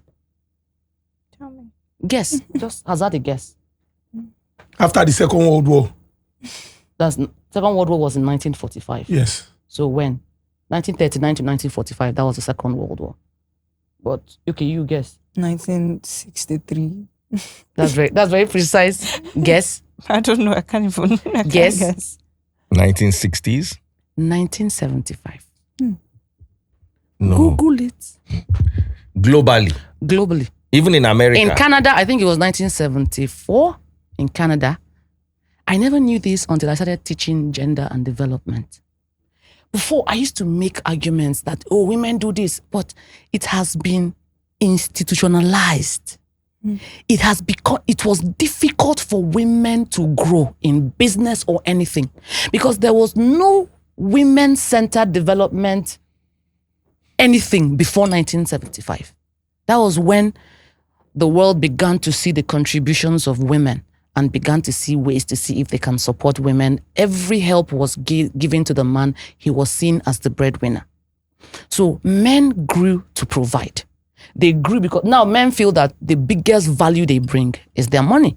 So they don't bother to develop any other thing. Why are you developing empathy when you can buy it?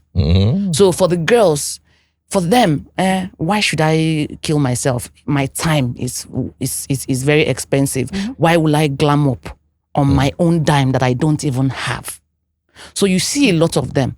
You have a man for phone, you have a man for rent, a man for data, and a man for clothes. You have more or less like a sexually transmitted life. Because that's what society has almost.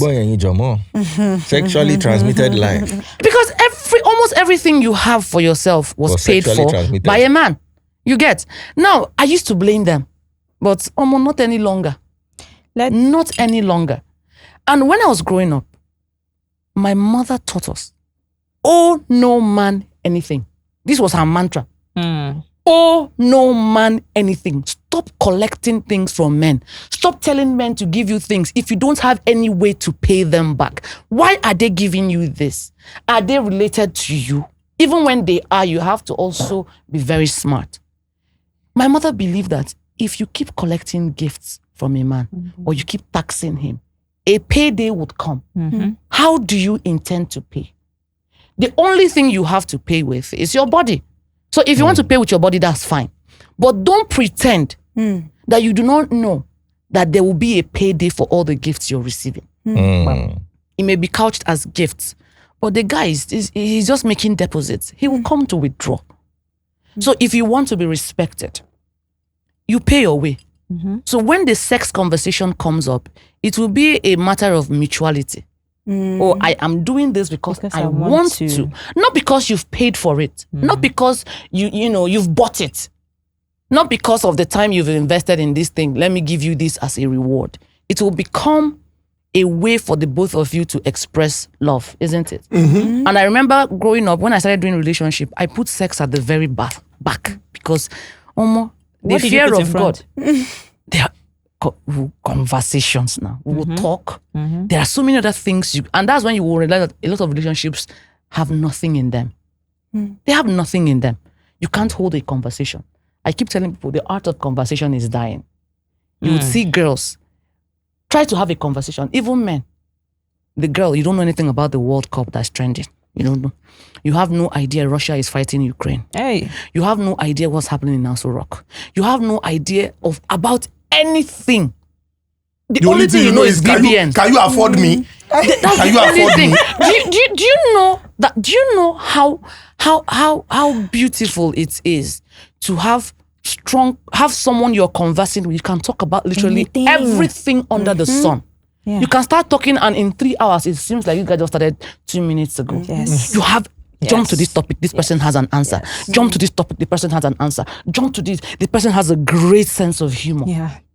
Because these things will carry the relationship. So what do they talk later. about during talking stage? I don't know. What's your favorite color? I think it's just What's your favorite food? You know, as popular as What's your favorite trip? Where do you want to go to for holiday? These are the things they talk about. But you know that as simple as this question that you just Pose. you just asked me is, it can go a long way. Where do you want to travel for vacation?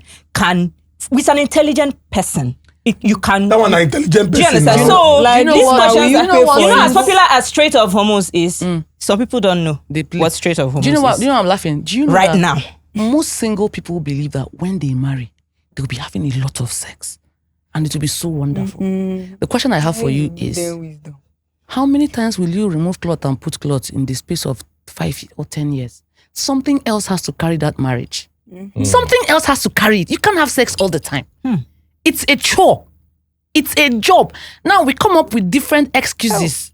I don't get disappointed now. Why? I think I'm going to enjoy myself. No. No, You don't will. Yes, you You will. now. You will. Just be intentional. Especially exactly. Siba, now I am going through perimenopause. My libido is off, as in it's like it's not down. It's like trying to dig pit. Chineke me. But I am also trying to revive it. Why? Dutiful sex. One is one of it. Let nobody lie. You know, when they do some stupid, inane arguments on social media, I am laughing because you don't understand. Dutiful sex is a thing. It's important. At this point, you're doing it not because you're interested, but because your guy is interested. He has been interested for some days. Help him out of his misery. So you just lie down. Yes. Then there are times, because if we wait for the women to initiate, 2 years, we'll never go anywhere. 2.5 years. We'll never go anywhere. This is the truth. So now we treat malaria, we treat typhoid, but African women do not treat sexual dysfunction. You go and give birth. If you know what happens to the woman's body after birth, from the hospital, you will be running. I didn't know that first, second, and third. It was my last baby. By then, I was wiser. I was smarter. While I was preparing for birth, I was preparing for recovery, for postpartum recovery. I was buying my supplements. I was also getting my drip syrup, everything, because and some libido booster. Yes. Nobody told me that. I used my common sense. So you live with a man who is sexually active, who finds you very attractive. How long can you run? You are in the same room. He keeps looking at you. You'll be looking at him. When there is a solution, I go find solution. No? And the guy, they happy. They hail me. Yes. They hail me. He was like, now wow. You try, you don't change. I said, they there now. So it's when you learn. And of course, if you like, see love, live love. If you like the person you're with, likeness goes a long way. Because there are days you don't feel the love at all. There are days you don't feel it. But the likeness is a constant. It remains. It remains. And I always tell the men, the way you treat your wife or your person when she is down goes a long way in how she would treat you when she's up. Yes, it goes a long way. So when she's down, you're kicking her when she's down. You're making her feel like this, feel like that. When she don't finally recover, you go smell pepper. Pepper. So this marriage thing, it works. And people, the narrative is that marriage is not working. It's a lie. Marriages are working all around you. Now you go, they look who no send you. You are the one looking at people whose mental illnesses are being displayed. Because some of our celebrities, some of our faves, some of this who we watch online, let me not lie, they are just, how you have a mental illness and you're showing the signs. The difference is that for them, it's being broadcast. So you're copying somebody's mental illness and you're using it as manual for your life. Look at your parents. Look at your neighbors. Or somebody in your family. There are people around you that have been married for 44 years. Good marriage, it's not every long marriage that is good. Some people are married for 50 years. Out of the 50, the happy ones were like 4.5 months. I'm not kidding. Out of the 50, they are just there because I don't want a broken home. I don't want society to laugh at me. I don't want this. I don't want that. So we're not counting. We mean people who are genuinely happy together. My parents are case in point. Those two people, we could see that after God in my father's life is the wife. After once, even that God self, if the God is not even hustling very well, the wife can even come up a bit. He so likes his wife. Everything he does, his wife, do they do things that I may not agree with? Yes, but nobody is perfect. But the both of them, I see them, I'm like, at least we live with them. There's nothing you can hide. No matter how much you hide your quarrels, your children will know. They will know. So for me now, on Saturday, I clocked 17 years. In marriage. You're not clapping. Do you know what 17 years? 17 years in marriage. So my marriage is just heading towards adulthood. And the truth of the matter is, for me, it seems like just yesterday because I have enjoyed the ride. The biggest thing about the marriage for me was the fact that I didn't need to change. I didn't need to pretend to be who I am not. If you're a woman, when you hear your husband's horn, that feeling you get tells you more than you would know. Do you have this feeling of, oh God, this man don't come back again? Then when your woman wants to travel, do you feel relief? You can feel relief because maybe I know they cook again, nobody going to touch me. That's different. But there's this relief of, then a man even go back, I don't let somebody breathe. Every time quarrel, every time fight, every time this. Or when he says he's going, you're like, how long are you staying? Of course, sometimes we'll pretend that we'll miss them, but Or the genuine so you need to times. leave for us to miss you. But genuinely, the fact that I did not need to pretend to be who I am not. I was crazy, I was loud, I was this. So I did not need to change that. You go to a party before anybody starts dancing, you start dancing. Before he used to be very embarrassed, but you realize that I don't marry foreign dog. Don't marry foreign dog. Yes, now that time if we go to party, we say, sit down now. But my man, he has shame. Say, sit down now. Nobody has started dancing. I said, that's why I need to start so that others will join. So at the end, I'll say, I beg, if you don't want me to be dancing, don't carry me anywhere. He say, no, I'm not saying make you no dance. So just that, not only you. I said, but after I stand like 5 minutes, sure they see others, they join. They join. And my friends like me to come early so that I will set the tone. So he has gotten used to that. And that time when we were younger in marriage, we'll carry one car. Then you'll be quarreling. One person wants to go. The other person does not want to go. One person will sit down and squeeze face. We now came to an agreement. Carry your car. I carry my car. We will meet there. Anytime I want to go, I'll just allow to, how far? I don't they go. Okay, bye-bye. We'll go meet for house. Case closed. Life no hard. But some people will say their way or the highway. You must stay because it's not necessary. Choose your battles. It's not too hard. Now you just one day on top every time. In one of your videos, you spoke about men that allow women walk over them. You spoke about strong women that have strong character, and the man doesn't want her to. The man wants leave. Yeah, for example, I'm someone of very strong character, and I know I had tutors. There was one tutor I had then. I liked him, but what I hated most was the fact that you let me walk all over you. How will I respect you? For a woman to marry you, for that marriage to sweet, respect has to be there. If that respect is not there, so many things will go wrong. I need to have a man I would look up to. A man that would tell me, let's not do this. Of course, not being authoritarian, but there's leadership. This person, I told him, see, I cannot marry you. If I marry you, you will suffer. He now said, the love I have is enough for the two of us. Yeah. That marriage cannot work. So my husband, he loved me very well. But because, when you love somebody, there are so many things you just let go for the person.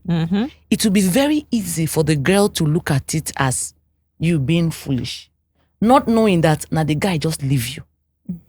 Case in point, I told you the first and last time I told my husband, get out. We were quarreling. Before we got married, we were discussing and quarreling about something. First time, I said, I beg, get out. He was like, what do you... I said, I beg, get out, I beg. I walked out. My husband does not do malice. He hates malice. My husband did not pick my call for 2 days. Maybe 3 days. I could not believe it. My heart, they shake. That time, now I know, say, wait, I love the man true. And the relationship, they me important. For this boy not to pick my call, a homie, at the send long neck text. I they beg. Nah, because sorry, it was anger. Have I ever done this? I will never do it again. Please forgive me. The guy look up. So he was trying to show me that despite the fact that I love you, disrespect is not on this menu. And if he had not done that, from Get Out, if he progress, women, we know ourselves. From Get Out, if he see this good idiot, get out. And it will continue from there. Before you know it, it's a pattern. After that day, this was like 18 years ago, till today, even if my brain they hot, now you go do the getting out. I'll just get out to my room. And just stay there. Because I know what happened the first and only time I tried it. It didn't work.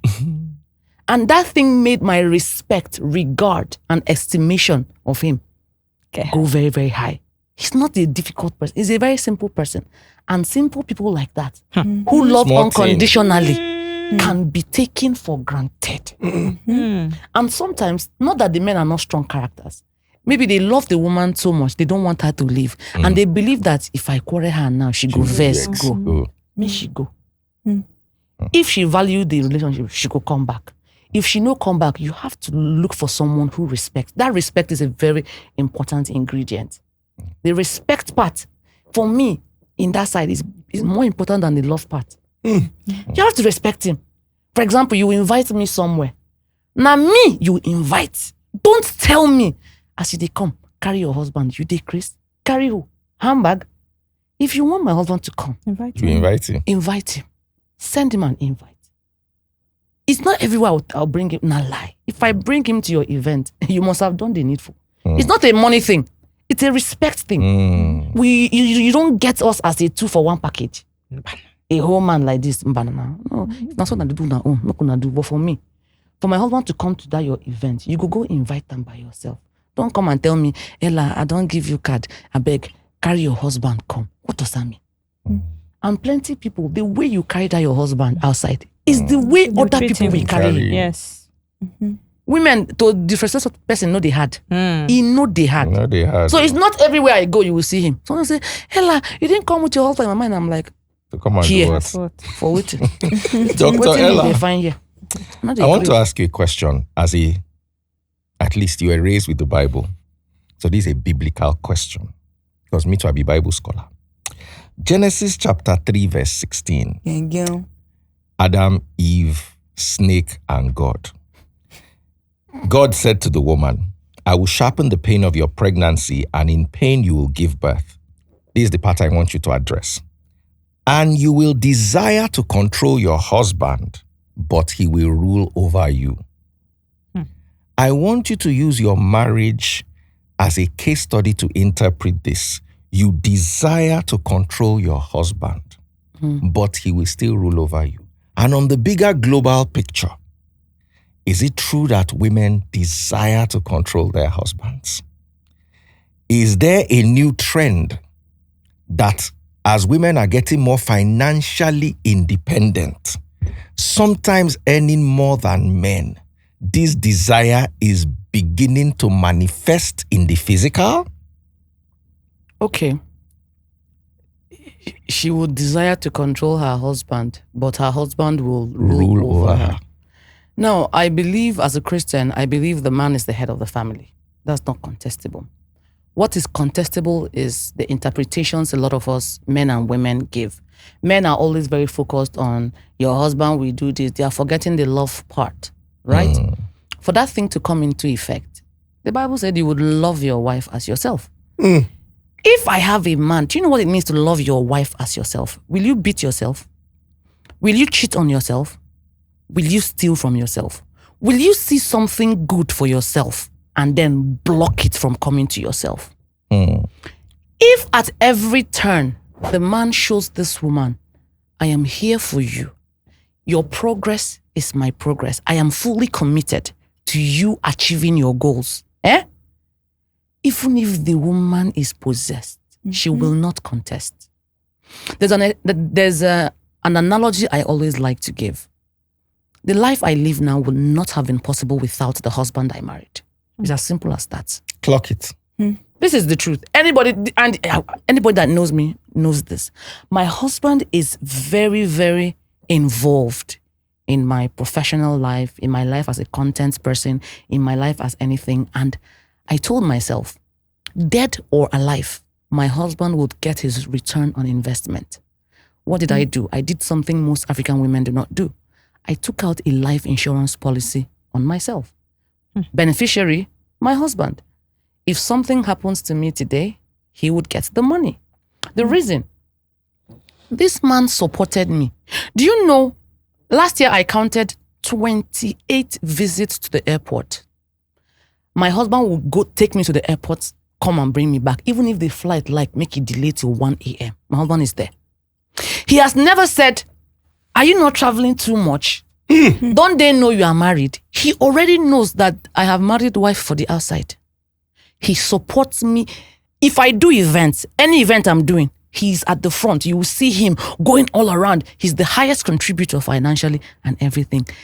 If my husband says no in anything I want to do, he will not just say no arbitrarily. He would explain. He'll say, see, babe, don't be saying I don't want to make you do this, no. But look this thing like this. See why I don't want to make you do it. If you want to, do, but I don't tell you. And the few that I have said, no, I don't see that thing no work. Some of them I will not tell him so that he will not laugh at me. But I have learned to listen to my husband in a lot of things. A lot of things that ordinarily I could just brush him aside. I have learned to listen. you are two different people. There's something you bring as a man, there's something you bring as a woman. Where the man sees, the woman does not see.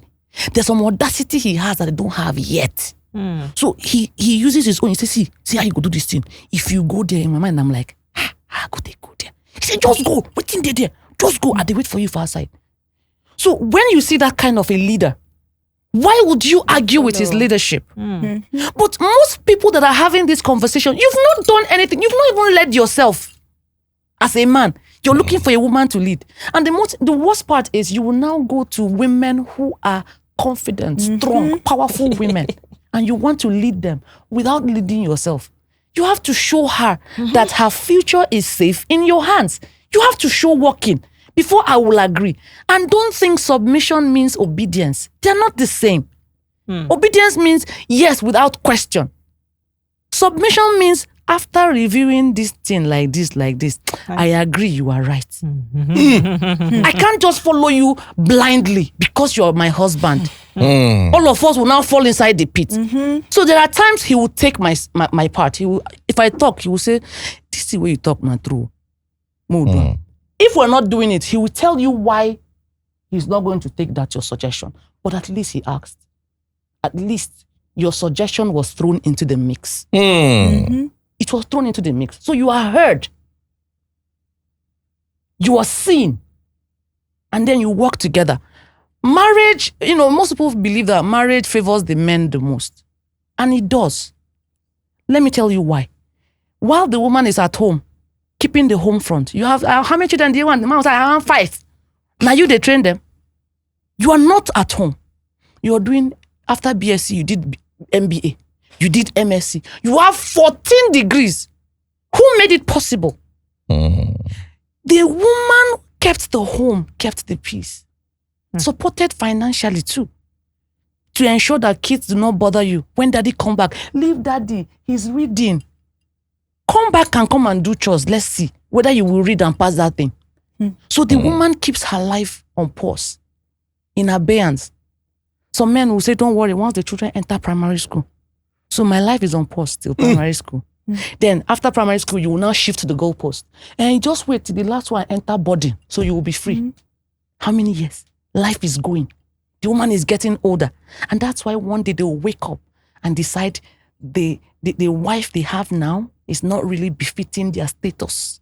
Status you used her to climb and get. Do you understand? So these conversations are deeper than we're just making it out. It's not just a man or woman thing. It's an empathy thing. It's a fairness thing. It's a fairness thing. My marriage to you should improve my life. As in, if I were chasing one before, Bible says 1, you chase 1,000. 2, he did not say 4, 2,000. 10. Where is the 9 coming from? It's coming from that partnership. So when I have problems, we look at it together. Let my dreams be as important to me, as important to you as they are to me. And see, but as a woman, if your husband puts eye and attention in your business and in your career, you will do exploit. Because men and women are not the same.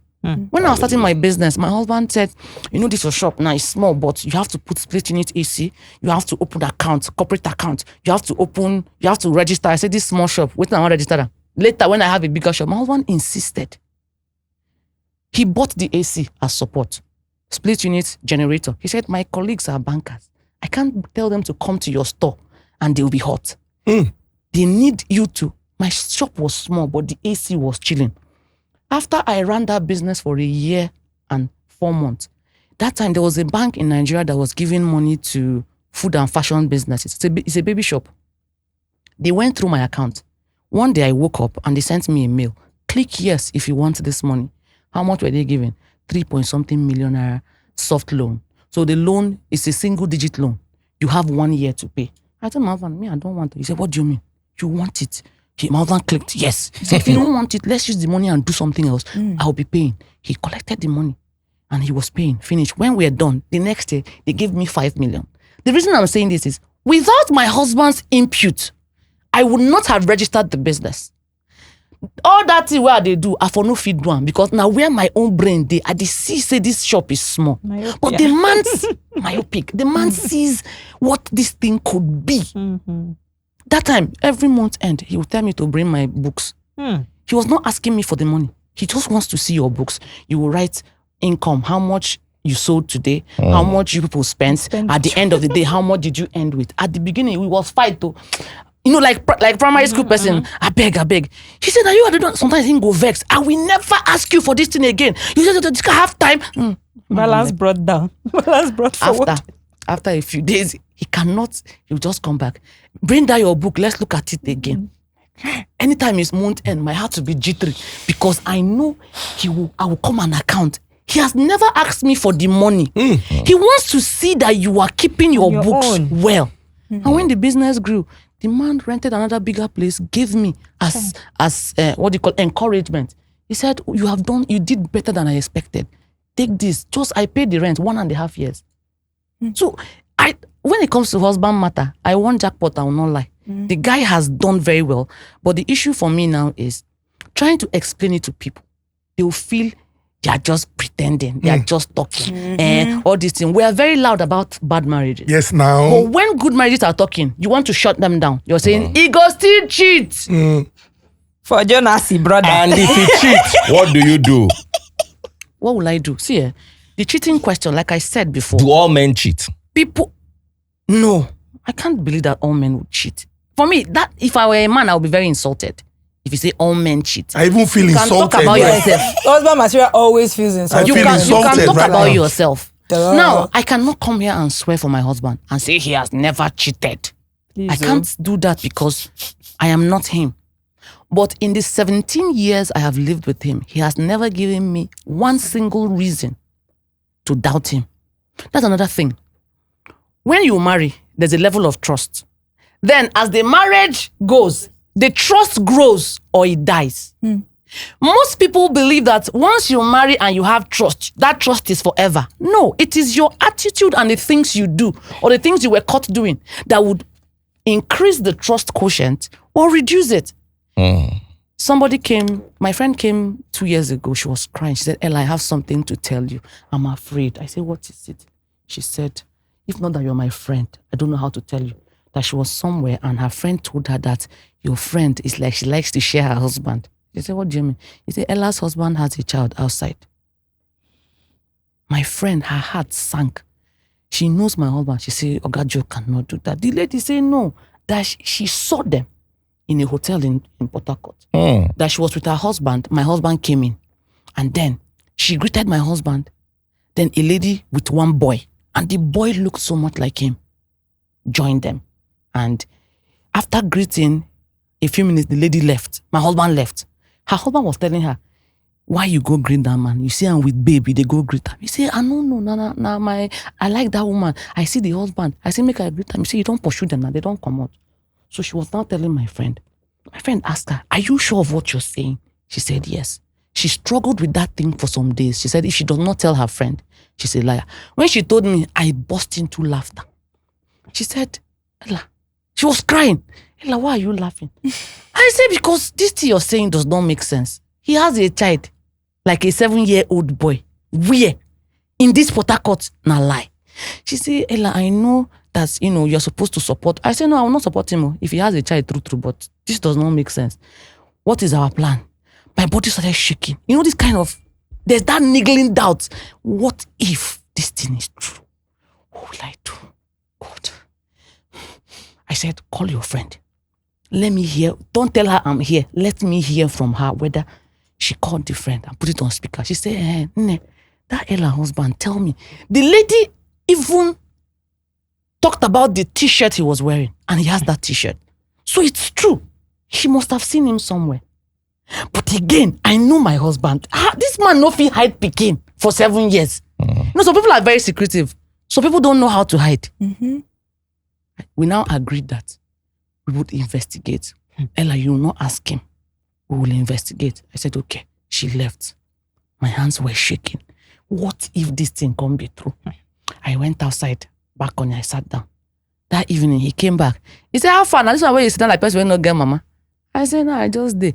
He said, come, we'll go chop fish. Fish the hungry man. I said, I don't want chop fish. He said, what happened? I said, nothing. I was now thinking, how will I pretend with this kind of thing? I said, I go ask this boy, I beg, I'm not fit. I said, babe, I want to ask you something. No vex. If I don't trust you, I won't ask you. But I'm asking you because it raised some questions I needed answers. He said, wait a minute, that.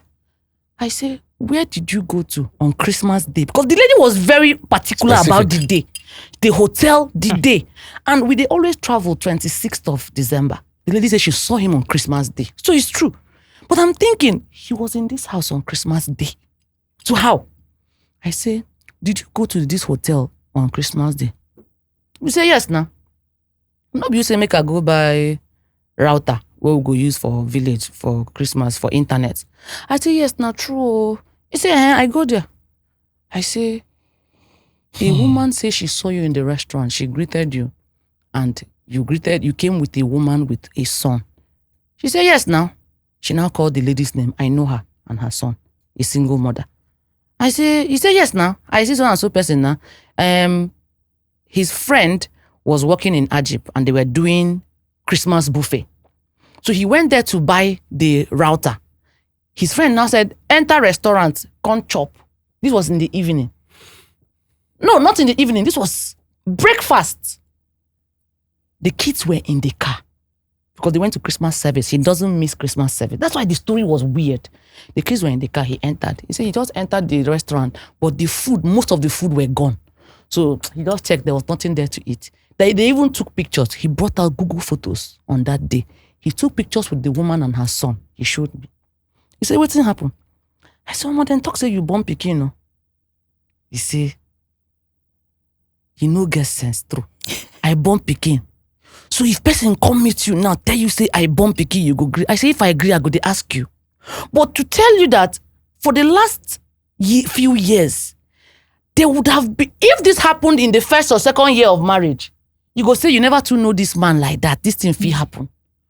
But I was so sure that this man no go fit do me this kind of thing. How will he hide a child? This rabbit, man wants a rabbit farmer. The guy is in the rabbit farm morning to evening.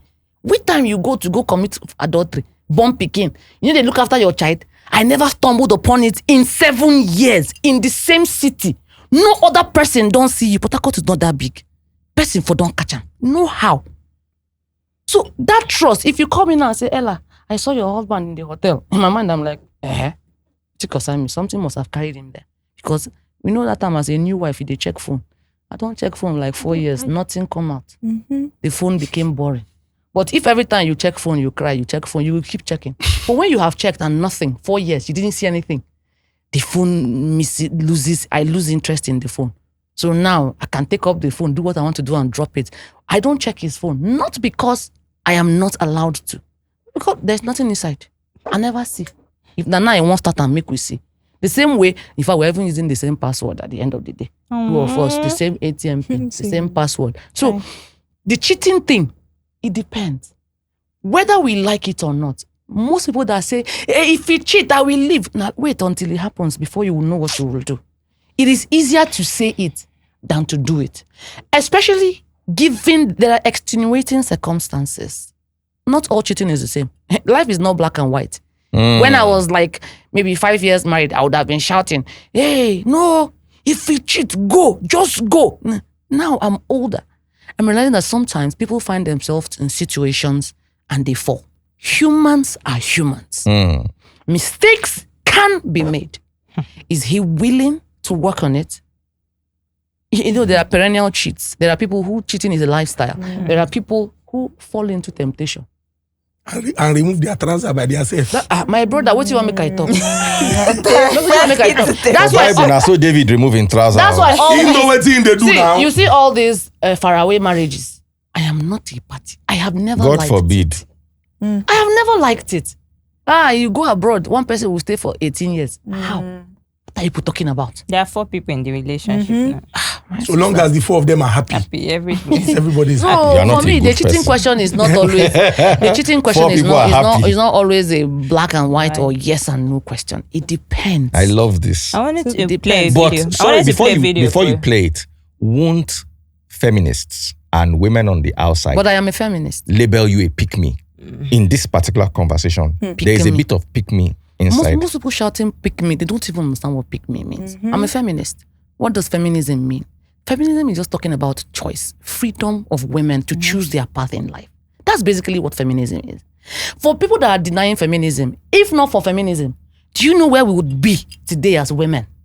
If not for the rise of feminism, women would never have had the right to vote, own property, open bank accounts. Most of our mothers stayed with our fathers because they had no choice.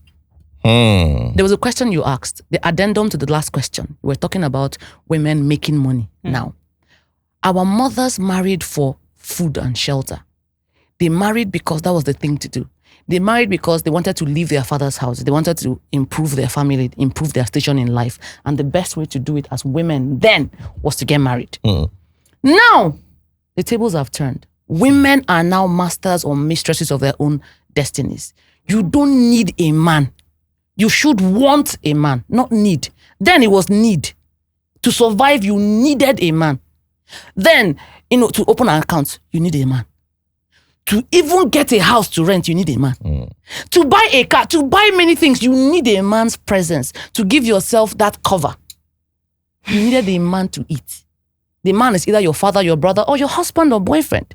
Now, women are becoming entrepreneurial. Women are making money.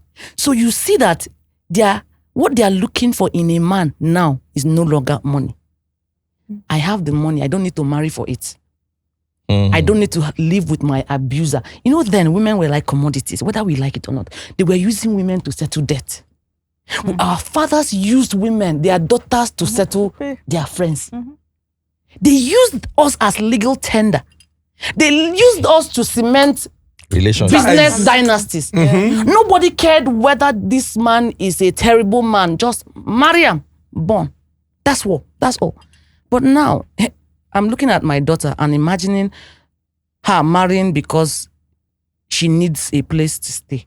She needs money to buy a car, to buy a house. The same house she would buy, maybe even before she marries herself. Given the trajectory we are trying to project, you have to be entrepreneurial. So now you start looking out for other things that you never looked out for. Is he kind? What kind of a person is he? Will he support my dreams? Now we're no longer marrying for survival. We're marrying to build wholesome families. We're marrying to push ourselves. Men marry strategically. Women used to marry because I love him. Shut up.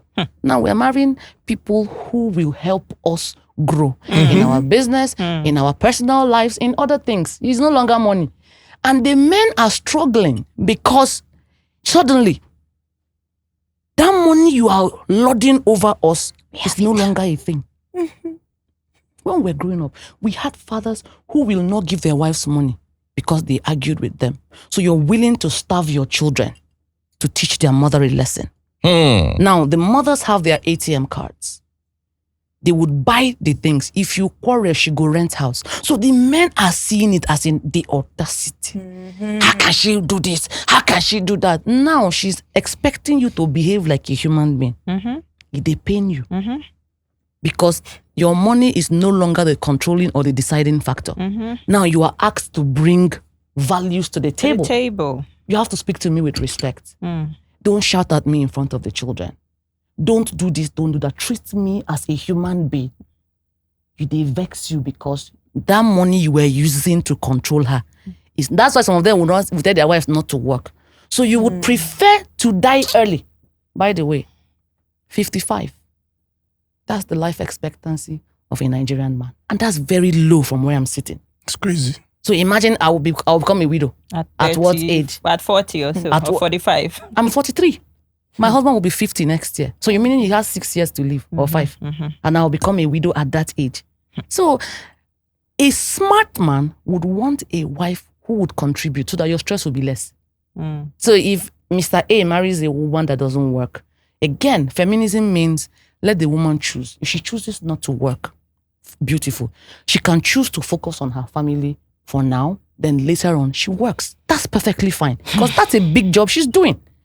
The problem is, as a man, you're a traditional man. You go and look for a traditional wife and marry. Don't go and look for a supersonic career woman and then force her to be a traditional wife, you will get some pushback. Yes. It won't go well. We have women who are family focused. They want to be homemakers. And it's great. That's what she chose. She wants to do any business that keeps her in the home. Any business that keeps her around. Maybe she wants to be a teacher so that by the time 12-1, she's back home. I love it. It's laudable. Look for them. But no, you will see a woman who is going for her PhD. The funniest part, he will support her. So the PhD she was doing, what did you think she was going to do? So he can say my wife has PhD. When I was in Unizik then, I used to find it very audacious that Onisha businessmen will come and say, I'm a nurse, I'm a lawyer. As in, I'm looking for a lawyer to marry, but you don't even know what to do with her. She will say she wants to go to conference. You will say no, but you're looking for a lawyer. Before getting married, I was telling my husband, this is what I want to be. I will do masters. I will do PhD. In fact, if I see better work abroad, I will go. He was like, whatever you want to do, do. I said, no, don't say it like that. This is what I want to be. I will not come and lie and say, I want to do this. He was like, no, I'll support you. And the guy did support me. In his house, I did masters. I did PhD. And if you know anybody that did PhD, it's like half madness. So he had to take care of the kids and a whole lot while I was doing that. Now I am here in Lagos. He is in Port Harcourt. If not for support, if Una call me, I no go fit come. Some of the women you would invite, it's not that they don't want to come. And the men will not even say, don't go. But they will make it very difficult for you to go. To make the choice. They will say, if you want to go, go. Yeah, Just make sure that you bring back my children from school. How? Like, I'll be in Lagos and Port Harcourt at the same time. They will claim, I never stopped her. Did you support her? Did you make the... It's not even money. Some of the women have the money to see themselves through school. But that support, time to read, that's when the children will be crying. You'll be there, watching ball. I'll go to the room. They will be knocking on the door. If I want to do content, my husband will say, people should go. Your mother wants to do content. Yeah. Again, because he has seen the value of what I am doing. Because if you talk this side, you talk this side. There are women who do not allow what they are doing. Let's say the money you're making doesn't show. It doesn't show in the house. Your money is for you. His money is for all of you. my money. So he doesn't see what you're doing. That money you're making, he has not seen it. My wife is another Brahman. He has done the calculation. Even before then, he supported you, whether you made money or not. It's not his business. But now you're making some money and he is seeing it. He's seen it in the children. He's seen it in the house. He is seeing it. He's not interested in it though. But he knows that there's a backup. If something were to happen to me, I have somebody who will take care of the children for some time before I get back on my feet. And a man would rest easy knowing something like that. Yeah. So I wanted to play a video before I ask my question.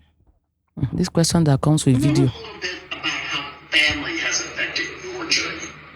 It was probably Willow's Whip My Hair. You know, it's 2010. Right here. I'll never forget, we were That's there. Will Smith and his daughter thing. Willow comes off stage. She's on tour with Justin Bieber, hit record, 20,000 kids whipping their hair in Dublin. And she comes on stage, it's like, I'm done, Daddy. I was like, yeah, baby, that was a great show. She's like, no, I'm done, I'm ready to go home. And I was like, well, no, you can't go home, sweetie. You promised Mr. Jay-Z that you were going to do these 30 days of this tour. I said, no, Daddy, you promised Mr. Jay-Z.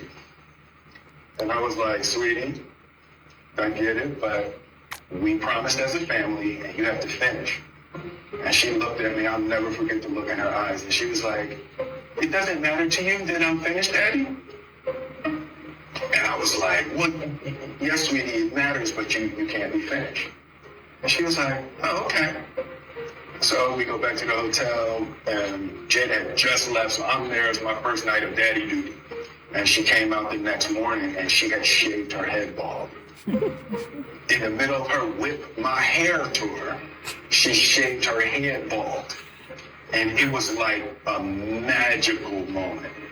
I was like, got it. Got it. So with this video, I'd like to ask what you think. Like, how much freedom should parents actually give their First of all, how old was she then? Well, talk a little about how family has affected your journey. It was probably Willow's Whip My Hair. It's 2010. 2010. I'll never forget, we were in Dublin, Ireland.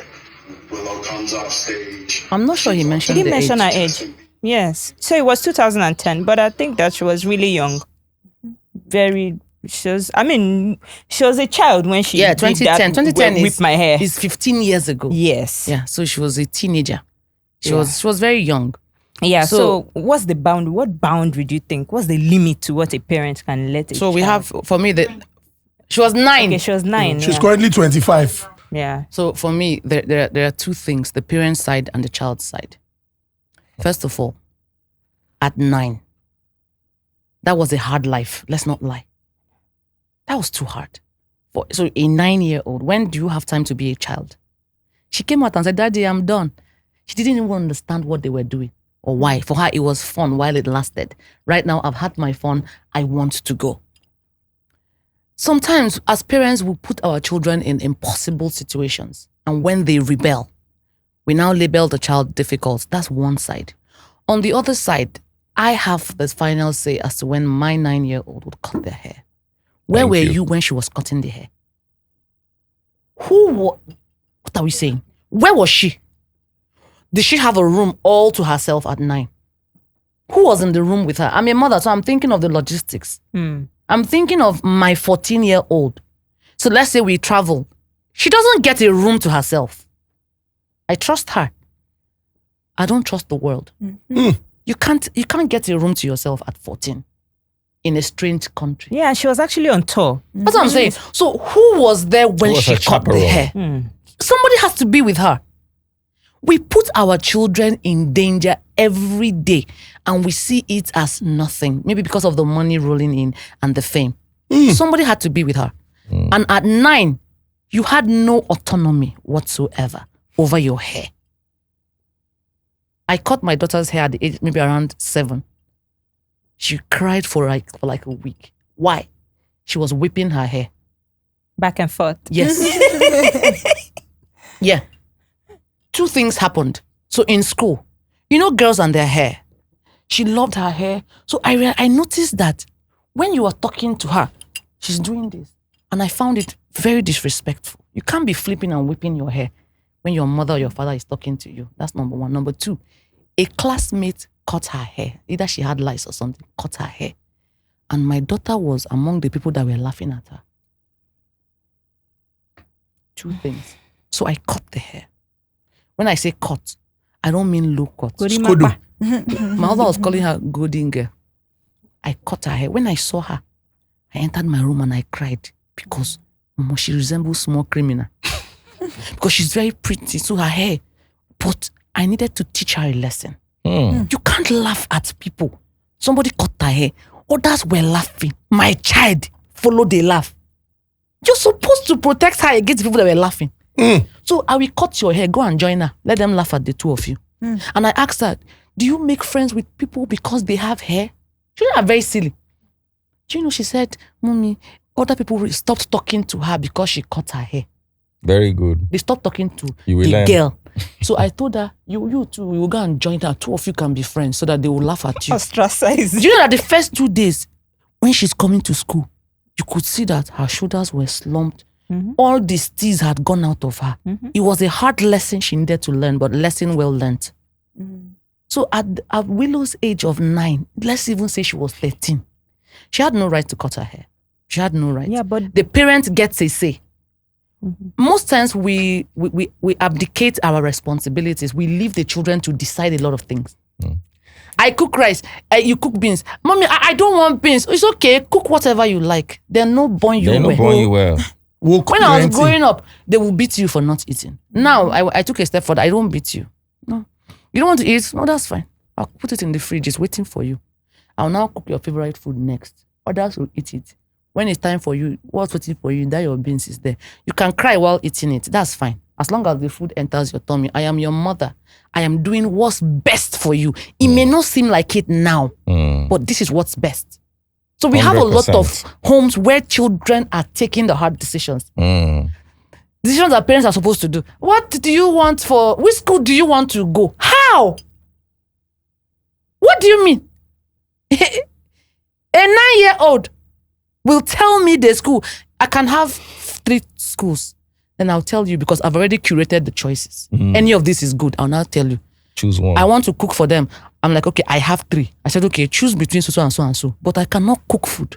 And you tell me you will not eat it. Then I'll say, because your father has food in the fridge, go to the fridge and take anything. That's entitlement. You're breeding.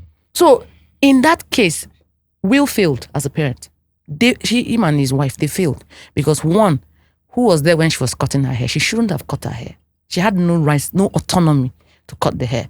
Number 2, you also failed because you are robbing her of a childhood she deserved. She's on tour at 9. On tour at 9. When did she, like I said, most of these things, they will have carryover. The carryovers will come much later. Michael Jackson. Check all the child stars you know. Check all of them. They have deficits. It may not show now, it will show sometime in the future. Allow kids be kids. They can have fun with that once or twice, but ensure you maintain. I know that some children are especially gifted and it's a matter of timing. Yes, I agree, but never ever participate in robbing them of their childhood. They will start working from now. When will they stop? They have a lot of years to be adults.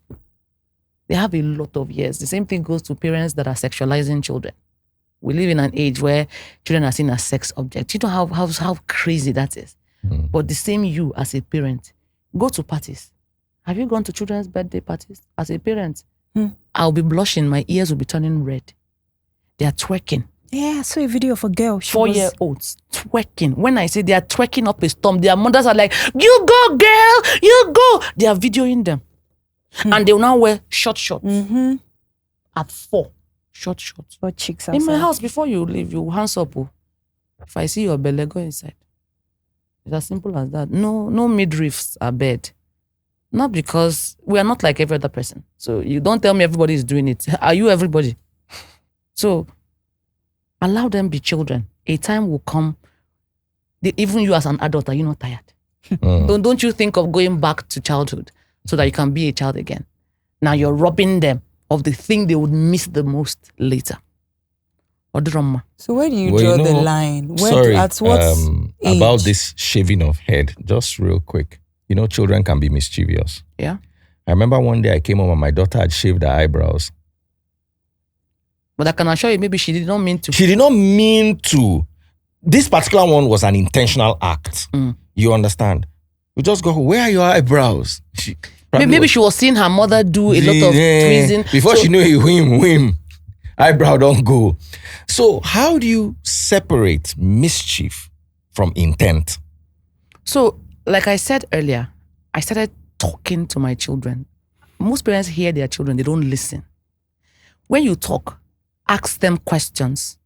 When the child is talking, you would see what is childishness. People believe that children are mini adults. They are not adults. Their frontal lobes are not fully developed. They can't make decisions the way you would make decisions. And most importantly, remember when you were a child, why did you do the things you did? Most times, children learn by exploration. They learn by doing. And a lot of times, the outcome doesn't match the intent. I judge the intent more than the outcome. What did you mean to do? Mommy, I wanted to wash this thing. It was dirty, your laptop. I wanted to wash it for you. You will not kill the child. The intent was to clean it up. The child never knew that water and laptop are like this. Most parents will beat you to within an inch of your life. They are judging the outcome and not the intent. When you ask them questions, I always ask them, what were you thinking? Oh yeah, explain. Okay, mommy, that time I went like this. So when it is mischievous, you would know. Because they had no explanation. You knew the score. I want to establish whether you knew what you were doing when you were doing it. That's all. Not whether you knew and still went ahead to do it. You will collect. But if you wanted to do this, but accidentally, this is what came out, I would forgive that and show you. It's difficult. It's not easy. You have to have a very big lead on your anger to raise, because children will annoy you. True. Do you know how many times I've opened my mouth to curse? Then I remember, you can't curse them. Did they curse you? Your parents didn't curse you. 1. 2, whatever words you speak over your kids, very important. So sometimes I will say, see, you are not a goat. Do you understand? Because I want to call you goats. I want to call you a goat. But if I call you goat, it means I'm a mother goat. I'm a nanny goat for giving birth to a goat. So I say, you are not a goat. You are not a goat. You are not a foolish person. I know you're smart. Because I'm speaking life into you. You cannot be this stupid. You can't. But I can't say things like that. I can't. My dad used to say, "Ago tabukwage." That's lion will bite you. Then my mother from the corner would say, "Holy Ghost fire! Ago tabukwage in Jesus." It's difficult to hold. See, kids will test you. Oh, you want to just unleash. You're like, calm down, hold yourself. Words, once they are spoken into the ether, you can't take them back. Just hold yourself. Swallow it. Everybody disappear now. See, everybody disappear. You sit down and then look for something to eat and calm your anger before you will do the unthinkable. Every time I think of myself in a jail cell, I realize it will not fit me. So you just hold yourself, because in trying to discipline your child, you can keep. There are so many things. But have you ever had a moment where your child, maybe your oldest, stood up to you? Like, I remember when I was growing up, there was this time that I walked out to my mother. That day, I just said, "I'm going to be 18 very soon." Go. How far with the 18 now? I remember my mom was just quiet. My mom was cooking. She did some. That day, I said, "I'm going to confront her." And I went to her, I poured out my mind. I said, "I'm going to be 18. And in Nigeria, 18 is adulthood." I say, my mama no come out from that kitchen. My mama just sit down for that kitchen. Jesus. Maybe she too knows say what she do. Hey, I have not gotten to that. I have not gotten to that point yet. But don't also forget, there's a scripture I take very seriously. That parents do not provoke your children to anger. A lot of parents provoke their children. Our parents provoked us to rebellion. So I am trying. Preach. I am trying as much as possible to be reasonable. Sometimes I'll tell them, go and write it down. What you feel that I'm doing that you don't like. See, and that thing, if you reach home, tell your children, if you have, tell them, what is that thing I do that you don't like? If they talk finish, you go shock. Ask them to pretend to be mommy and daddy. When they talk, you will go inside and rethink your life. Just like you said, the things they observe may not be the things you think they were observing. So I try not to provoke them. I try not to provoke them, because if you see, once you cross that point, my son is like this. I'm short. He's much taller than I am. I can't beat him again, Seth. No, will he hear this? You will not think I cannot beat him. But I can't beat him all the time. That's just the truth. So you have to find a way to resolve conflict. When I was taller than my mother, she once slapped me. She screamed like, "Hold this." You hold the hand. Hold this. My mother fell on the ground. Don't shake my mama like this. They will call family meeting. Family meeting, exactly. But she don't try him again. My mother just you shook. Now you crossed the line. My brother raised his hand just to cover. She did not hold him. He did not hold her. Say she's blocking. My mother fell on. I was watching. My mother fell on the ground. She jumped up. She beat him. Oh God! When my father came back, my mother reported that Emeka beat me today. My father did not ask questions. Man to man. All of us were like, when? But just like you said, she realized that this boy has grown. Some of those things I used to do cannot really work, except in extreme cases. So I don't want to get to that point with my son. Don't provoke them. You can have hard and difficult conversations, but keep your hands to yourself. Just be wise. Be gauging them.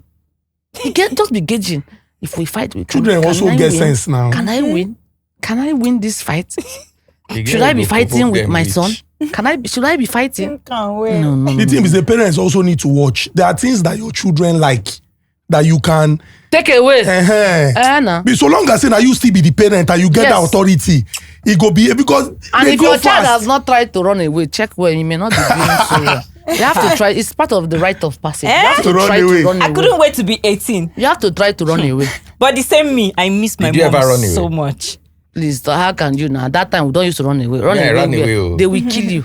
If you run Yes, away, the coming they wanted back to is kill the me when I problem. came back. No. Funny enough, They that went to parents should look be for me. thinking, what if something do am for road? They will beat you to it. Yes, So ma'am. thinking of the Don't they punishment of running away, just sit down. I and broke be our waiting. water flags. I wrote my mom a note and saying that I know it you- was nice being your child. Because that was the only surviving flags. They don't break everything finished. I now ran to my auntie's house. My auntie said, let me take you back home. I said, I'm not going. Then they find me everywhere. My auntie come carry me that night. Around 9 when she finished her, she used to roast corn. When she finished roasting her corn, she now brought me back home. My mother said, oh God, call. Lie. My father Lie. said, Lie. oh, don't worry. And they look Middle my of auntie, the when my night. auntie they go. You know what will happen. You know what will happen. As my auntie said, good night, please, you should take it easy on her. No, my father said, no problem, no problem. Oh, so you are My running auntie away. said, good night. My father thought. So Inside my father's bedroom. That's weird. out of two sure things, one That's will happen weird. That's today. where the things happen. You see that a conversation or the neighbors will hear your cry. Have they given you pepper? Let's not talk. They've given me pepper in my mouth and in all my orifices. Hey. Why are you people No, shouting growing up, now? there used to be those Are you kind people of... pretending like it wasn't a thing? It was a thing, but me, See, you don't go far. Reach You'll like be that for my chewing one. side. You'll be chewing it, then in your eye and genitals. Yeah, What did you do? that's the question. So that's punishment for stealing because they say they don't want to raise armed robbers. The stealing thing was, they saw it as a... Yes, now. Yes, for my Then dad. they born armed robbers. They're born today. For my dad One boy too, for it was- Bayelsa will steal firewood. Firewood. Firewood. Bakasi is coming. I'll call Bakasi for you. Do you know, one of my most traumatic experiences till today, I stole meat from the pot. It's always meat. I stole. Me too. My mother and my father, I don't know how they had that conversation. They didn't beat me. They say, my father said, he will kill me. He told Mama Emeka, will tell Mama, bring knife. That, my mother was saying, my father said, go and sharpen it. My father tied me, put me on the ground. Foolishly, I thought they were going to kill me. My father put his two legs there. When my mother brought the knife, my mother was I didn't know she was using the blunt side. My father was doing it on my neck. All I could see was blood gushing out. So my mother was saying, Pemeka, do that thing very well. See, no blood. My father was saying, the hunker, this knife, I want to kill her so that she will stop stealing. Yeah. So I want to kill her long throat. It was the long throat. I was like, I couldn't even cry. I was like, Daddy. Because I felt I would die, Daddy. I will never. That thing cured me from stealing for a very long time because it was very traumatic. As in, you are traumatizing me by telling me. Every second I was expecting the skin to break. You know how they kill chicken? He was really doing. Bam, bam, bam, bam, bam, bam. What a So conversation. the adulthood level of freedom, at what point do you give your child that freedom of say, okay, oh yeah, like this now, if you do anything where you like? Freedom is one, not given. They don't need to give anybody freedom, my sister. You grab it. You take snatch it. So the child needs to start showing you can't be responsible. So now my husband allows them, you can go to church, you can enter bus. The first time he entered bus, I nearly fainted. But he went and came back, the sister went and came back. So you just be allowing them little things. Controlled, Allow them. You can't measured. control everything. Mhm. So now that they are my son will be going to the university next year. I can't be there all the time to monitor him. Sometimes it's natural. As he progresses, as he grows, they will leave the house. They would have to take care of themselves. You give them money, they would have to apportion the money correctly. So if all your money finishes in 1 week, that's your business.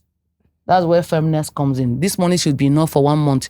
If you finish it in 1 week, whatever happens to you the remaining 3 weeks is your business. So sometimes it's not given. The child shows they can be trusted with responsibilities. So small, you're giving rope and nature takes its course. Very true. As we wind down, by popular demand, let's talk about Corolla shaming and iPhone shaming.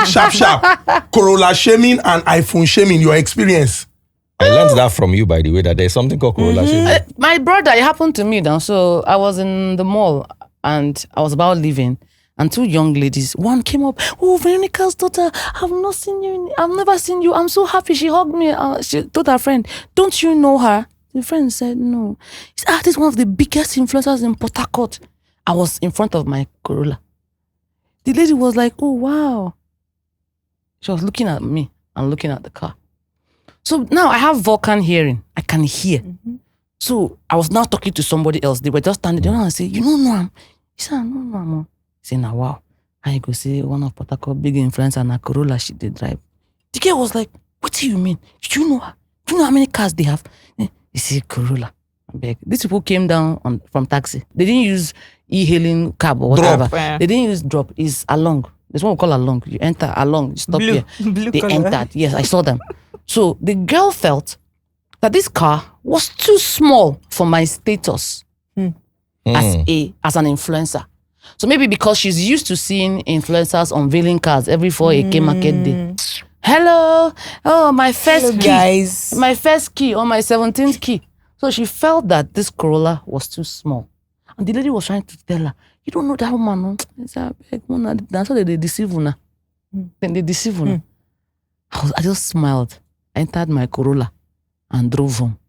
In my mind, I'm like, these girls, how much do they think the Corolla is? How much? How much do they think it costs to fuel this car in a week? So you could see that there's a disconnect. This is why people go the extra mile to make money. Because they believe that if I don't make money, people will not respect me. So if I'd come down from an SUV, the girl will be like, oh wow, she will even come and say she wants to snap. But she don't see the Corolla. It wasn't really worth her time. This does nothing to the fact that she could not afford the knob of the car. She doesn't. Then for the iPhone, I was in school and they were laughing at a boy who had an iPhone 11. His friends. Okay, I came to school with my iPhone 17. So I had Fold 7, iPhone 17. My students, the boys are always interested in the gadgets. The girls are always interested in your skin, your hair. Ma, please, I have acne. What can I do? So I was talking to the girls. And I was hearing them. One was saying, make I thought, one say, I beg, come on, die your poverty hand. You want touch iPhone 17? Come on, carry that your dead iPhone 11. Come on for here. They were laughing at him. And the boy, you could see him shrinking. So he's used to it. So I turned. I said, what phone are you using? Someone said iPhone 12. Someone said iPhone 13. I said, who bought them for you? Your parents. Very good. I said, do you know how much an iPhone 11 costs? Given your income, which is 0, you don't even deserve a phone. So your father bought you phone for you to shame someone else who has an iPhone 11. Do you know how much it is? They were now standing there watching me. I collected my phones from them. I said, and you have iPhone 11 and you are ashamed because your friends have better phones. What does that mean? Do you know how much your parents are spending to bring you here? If I were your parents, I would collect it. All of you will have Nokia touchlights. You won't even have phones, in case you don't know. The same iPhone 11 I'm going to give my son when it's his time. These people are shaming. So there's a shame culture. I now told them, at this stage of your lives, you actually believe you should be ashamed for not having things. At teenagers, 17, 18, you want to have my iPhone? They are like, okay, well, another thing that made me say that, they were like, ma, wow, you guy do. Ma, you guy do. You guy, now the young. That's what they told me. They said, ma, you guy do. See gadget. Wow. So they were so impressed. And as an entrepreneur, teacher, I call them broke people. They will shout. I said, but you are supposed to be broke at this stage. Nobody expects you to have money now. What we expect you to do is learn, then start making money. Now you are teenagers. You're supposed to be broke. They don't see it though. What they see is that there are boys, their mates who are cashing out online. Absolutely. So they feel the pressure. And I know that some parents are trying to ensure that their children are not looked down on. But that doesn't... See, character is built in scarcity. That's the truth. Character is built in scarcity. The true meter or meter of who you are will come out when you don't have. It is not when you have. Don't trust the loyalty of a poor person. It is when you don't have, we will know the real you. So we see parents overcompensating again. I have students that have iPhone 17. Now, while I know that some of them, their parents are very guided, so they don't see it as anything. But those same students now use it to lord over students who do not have.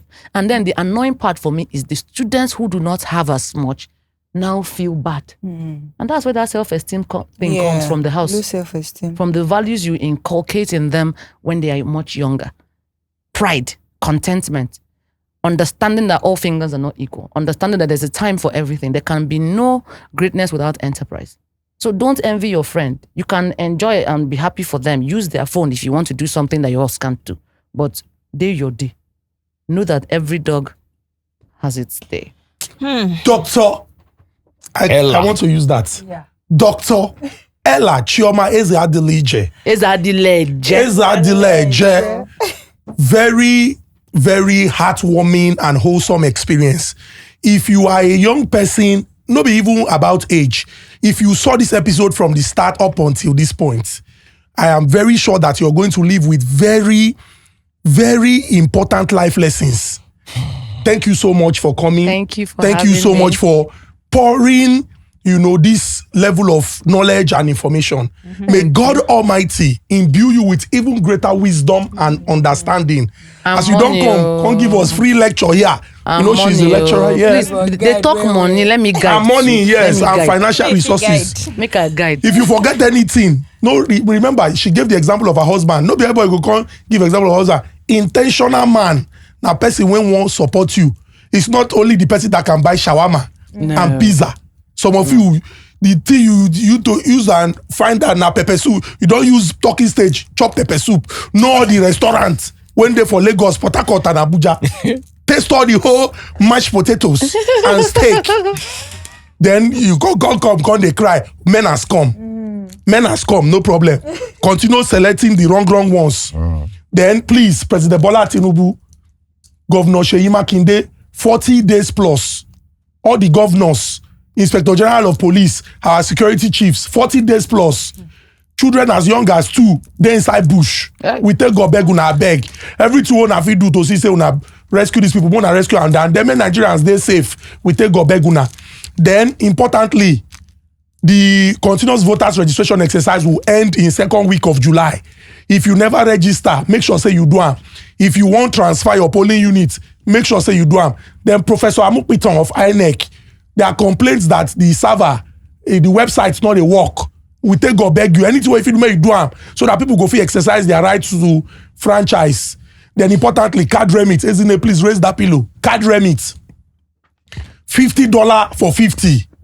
If you send money with card remit, if you no go, Just calm down. Okay, calm down, yes. Calm down. You no go get any issues if you send money, send and receive. Then importantly, this June, $50 for 50. If you make a transaction for as low as $20, you stand the chance to win $50. 40 people, then 10. Once you register, do the know your customer authentication, you go just collect $50 straight. $50 now, plenty money. Thank you so much, Doctor. A round of applause. HM, before you go, I just want to say something to Dr. Ella real quick. There was a saying when we were growing up that if you see an alien and a beautiful, intelligent woman, which will you interview? And people will say, aliens we have seen. We have not seen beautiful, intelligent women. Really? My Dr. Ella, Freeze. you are intelligent and beautiful. You they clap. It means you are not intelligent. Nah, No, don't wait. say wait. you. Nah, That's lie. what I'm still going somewhere. Nah, lie. I've not landed. Okay, let me wait. You see, I work with very beautiful and intelligent women. So I have luck. I've seen them before. When I came to work today, Titi was looking Three beautiful. of us are more safe. Ezine was looking ravishing. Gift was looking gorgeous. And then you came, brought intelligence, brought beauty. Why am I saying this? Because for people to look at you and want to emulate you, you have to look the part before you talk the part. A woman is seen before she's heard. Yes. When they see you, fine girl, hot. Oh my God, I'm so blushing. Then we listen Be and you get hotter. May they sprinkle you some water before this place burn. Thank you so much. Thank you very much. I A round of appreciate it. applause. Thank And to all the beautiful women watching, and my beautiful women here, you know, go talk. Another round of applause for all our women. Beautiful, intelligent, delectable.